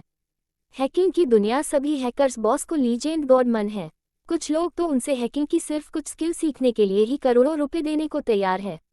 इसलिए सभी कंट्री की गवर्नमेंट बॉस को ढूंढने की कोशिश कर रहे हैं और हमारे देश की गवर्नमेंट भी बॉस को ढूंढ रहे हैं ताकि उन्हें अपने सेंट्रल इंटेलिजेंस डिपार्टमेंट टीम में शामिल कर ले। पर आज तक कोई भी उन्हें पकड़ नहीं पाए और बाकी के ऑर्गेनाइजेशन और गैंग भी इसलिए ही बॉस के पीछे पड़े हैं ताकि बॉस उनकी तरफ आ जाए और वो इस इलीगल दुनिया पर राज करे। पर अभी तक किसी के पास इतनी औकात नहीं है और न ही पावर है जो वो बॉस तक पहुंच सके, और न ही अभी तक वो ये पता कर पाए कि बॉस लड़का है या लड़की। पर अभी कुछ दिनों से बहुत सारे डेंजरस ऑर्गेनाइजेशन भी एक्टिव हो गए हैं जो बॉस के आईडी को ट्रैक कर रहे हैं। इतना कहकर वो चुप हो गया, पर उसे ये एहसास भी नहीं हुआ कि उसने सारी बातें दर्शित के सामने उगल दिया है। वो तो आपने मस्ती में लिफ्ट में चला गया। वही दर्शित तो हैरान हो गया था। आज उसे 2 बार शक लगा था। पहले तो उसे ईशानी की माफिया क्वीन वाली आइडेंटिटी के बारे में पता चला, जिस वजह से वो शॉक में था, और अभी तक वो उस शॉक से बाहर भी नहीं आया था कि जैकी से ईशानी की एक और आइडेंटिटी जानकर वो और भी शॉक में चल गया था। और ऐसा नहीं था कि ये आइडेंटिटी कोई नॉर्मल आइडेंटिटी हो, एक आइडेंटिटी माफिया क्वीन की जो पूरे अंडरवर्ल्ड को अपने कंट्रोल में रखता था, जिसकी क्वालिटी के बारे में बिजनेस वर्ल्ड को भी पता था और आम इंसान को भी। वही उसकी एक और शैडो जिसे हैकिंग की दुनिया में लीजेंड कहा जाता था। जिसे पकड़ने के लिए 2 साल पहले गवर्नमेंट ने उसे वांटेड लिस्ट में डाल दिया था ताकि शैडो उनके साथ आ जाए, पर 1 घंटे के अंदर उस लिस्ट से शैडो का नाम हटा दिया गया था, क्योंकि सबको पता था शैडो उन्हें नहीं मिलने वाला। पर सबको पता था कि अगर उसे ज़्यादा परेशान किया गया तो शैडो इस देश की सिक्योरिटी को 1 सेकंड में हैक करके डेटा चुरा लेगा। और उस वक्त ये टॉपिक बहुत चर्चे में था और हर कोई हैकर शैडो के बारे में जानता था। दर्शित यही सब सोचते हुए लिफ्ट के अंदर चला गया। उसके मन में बस यही चल रहा था कि मतलब जिसे पता नहीं कितनी देश की गवर्नमेंट और इलीगल ऑर्गेनाइजेशन ढूंढ रहे हैं, वो कोई और नहीं बल्कि उसकी छोटी बहन है। और कितनी आइडेंटिटी है उसकी बहन की, और हर फील्ड में उसने मास्टर कैसे किया, कितनी मेहनत से उसने ये सब हासिल किया होगा। यही सब सोचते हुए वो दोनों ऊपर पहुंच गए। ऊपर की फ्लोर पर भी वैसे ही रोबोटिक आवाज आ रही थी। तभी दर्शित के कान में आवाज पड़ी, वेलकम मिस्टर दर्शित। ये आवाज सुनकर दर्शित हैरान हो गया। वहीं उसे हैरान देखकर जैकी हंसते हुए बोला, अरे आप हैरान मत होइए, जब कोई पहली बार यहाँ आता है तब महंगाई में उसकी आई स्कैन हो जाता है, और उसके बाद जब भी आप आएंगे तो ये आपको ऐसे ही वेलकम बोलेंगे। उसकी बात सुनकर दर्शित ने हाँ में सिर हिला दिया। उसे समझ आ गया था कि ये सब हाई टेक्नोलॉजी से बना हुआ है। जब वो अंदर आ रहा था तब गेट के सामने लगी मशीन ने जरूर उसकी आई को स्कैन कर लिया होगा। उसकी सवाल सुनकर जैकी बड़े प्राउड के साथ बोला, और नहीं तो क्या, मेरे बॉस दुनिया की सबसे बेस्ट डॉक्टर है, उनके साथ तो हर कोई काम करना चाहता है। दर्शित ने हाँ में सिर हिला दिया। ये तो ओबियस था, उसकी बहन दुनिया की सबसे बड़ी डॉक्टरीश थी, तो ये तो उसके लिए नॉर्मल बात होगी, इसलिए उसने जायद कुछ न पूछना सही समझा। दोनों जाकर हॉल रूम में नंदिनी के पास बैठ गए, जहां नंदिनी बैठकर कॉफी पी रही थी। तभी एक रॉबर्ट अपने हाथ में ट्रे लाकर दर्शित के सामने रख दिया। दर्शित हैरान हो गया, ये रॉबर्ट को आम इंसान की तरह रिएक्ट कर रहे हैं, जैसे मेहमान आने पर घर वाले खातिरदारी करते हैं, ठीक वैसे ही फील हो रहा था इस वक्त दर्शित को। नंदिनी बोली, अरे दर्शित भाई आप काफ़ी लीजिए, ईशानी को थोड़ी देर लगेगी, तब तक आप कुछ स्नैक्स ले लीजिए। उसकी बात सुनकर दर्शित ने हाँ में सिर हिला दिया और काफ़ी पीने लगा। वहीं जैकी तो सब ऑर्डर देकर खाने लगा था। थोड़ी देर बाद ईशानी की काम खत्म हो गया तो वो चारों नीचे चले गए। दर्शित तो अभी भी हैरान था, उसे ईशानी से पूछना था कि उसने इतनी कम सालों में ये सब कैसे अचीव कर लिया, पर यह जगह उसे पूछने के लिए ठीक नहीं लगा। थोड़ी देर में चारों बाहर बने रूम में पहुंच गए। वहां का नज़ारा देखकर दर्शित और भी हैरान हो गया, क्योंकि वहां पर बहुत सारे जानवर थे, लेपर्ड, टाइगर, चिता। ईशानी को देखकर वो सब ईशानी के पेट चिल्लाने लगे। ईशानी ने सबको सहलाया, फिर एक और साइड चली गई। वहां एक टाइगर था, उसके पास 3 छोटे बच्चे थे। वो टाइगर ईशानी को देखकर उसकी चारों ओर घूमने लगा। जैकी दर्शित के कान में बोला, यही जो है बॉस के आसपास ही रहती है। दर्शित तो हैरानी से सब कुछ देख रहा था, ये जानवर सब ईशानी के पेट है। वही जो की नज़र जैसे जैकी पर पड़ी, वो गुस्से से उसे घूरने लगा और ईशानी की कोट को खींचकर जैकी की तरफ दिखाने लगा। वहीं ईशानी समझ गई कि जो क्या कहना चाहती है। वहीं नंदिनी को भी हंसी आ गई।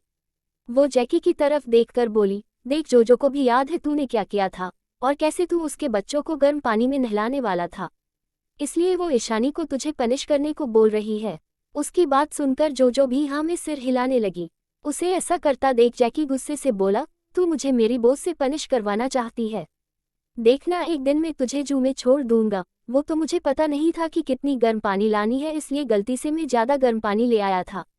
उसकी बात सुनकर जो उसे और भी गुस्से से घूरने लगी और जोर से गुर्राने लगी और आपने पंजे दिखाने लगी, जैसे कहना चाहती हो इस पंजे से तुम्हें मार दूंगी। वहीं दर्शित को ये सब देखकर बहुत हंसी आ रही थी। थोड़ी देर जो और उसके बच्चों के साथ रहने के बाद सब वहां से चले गए।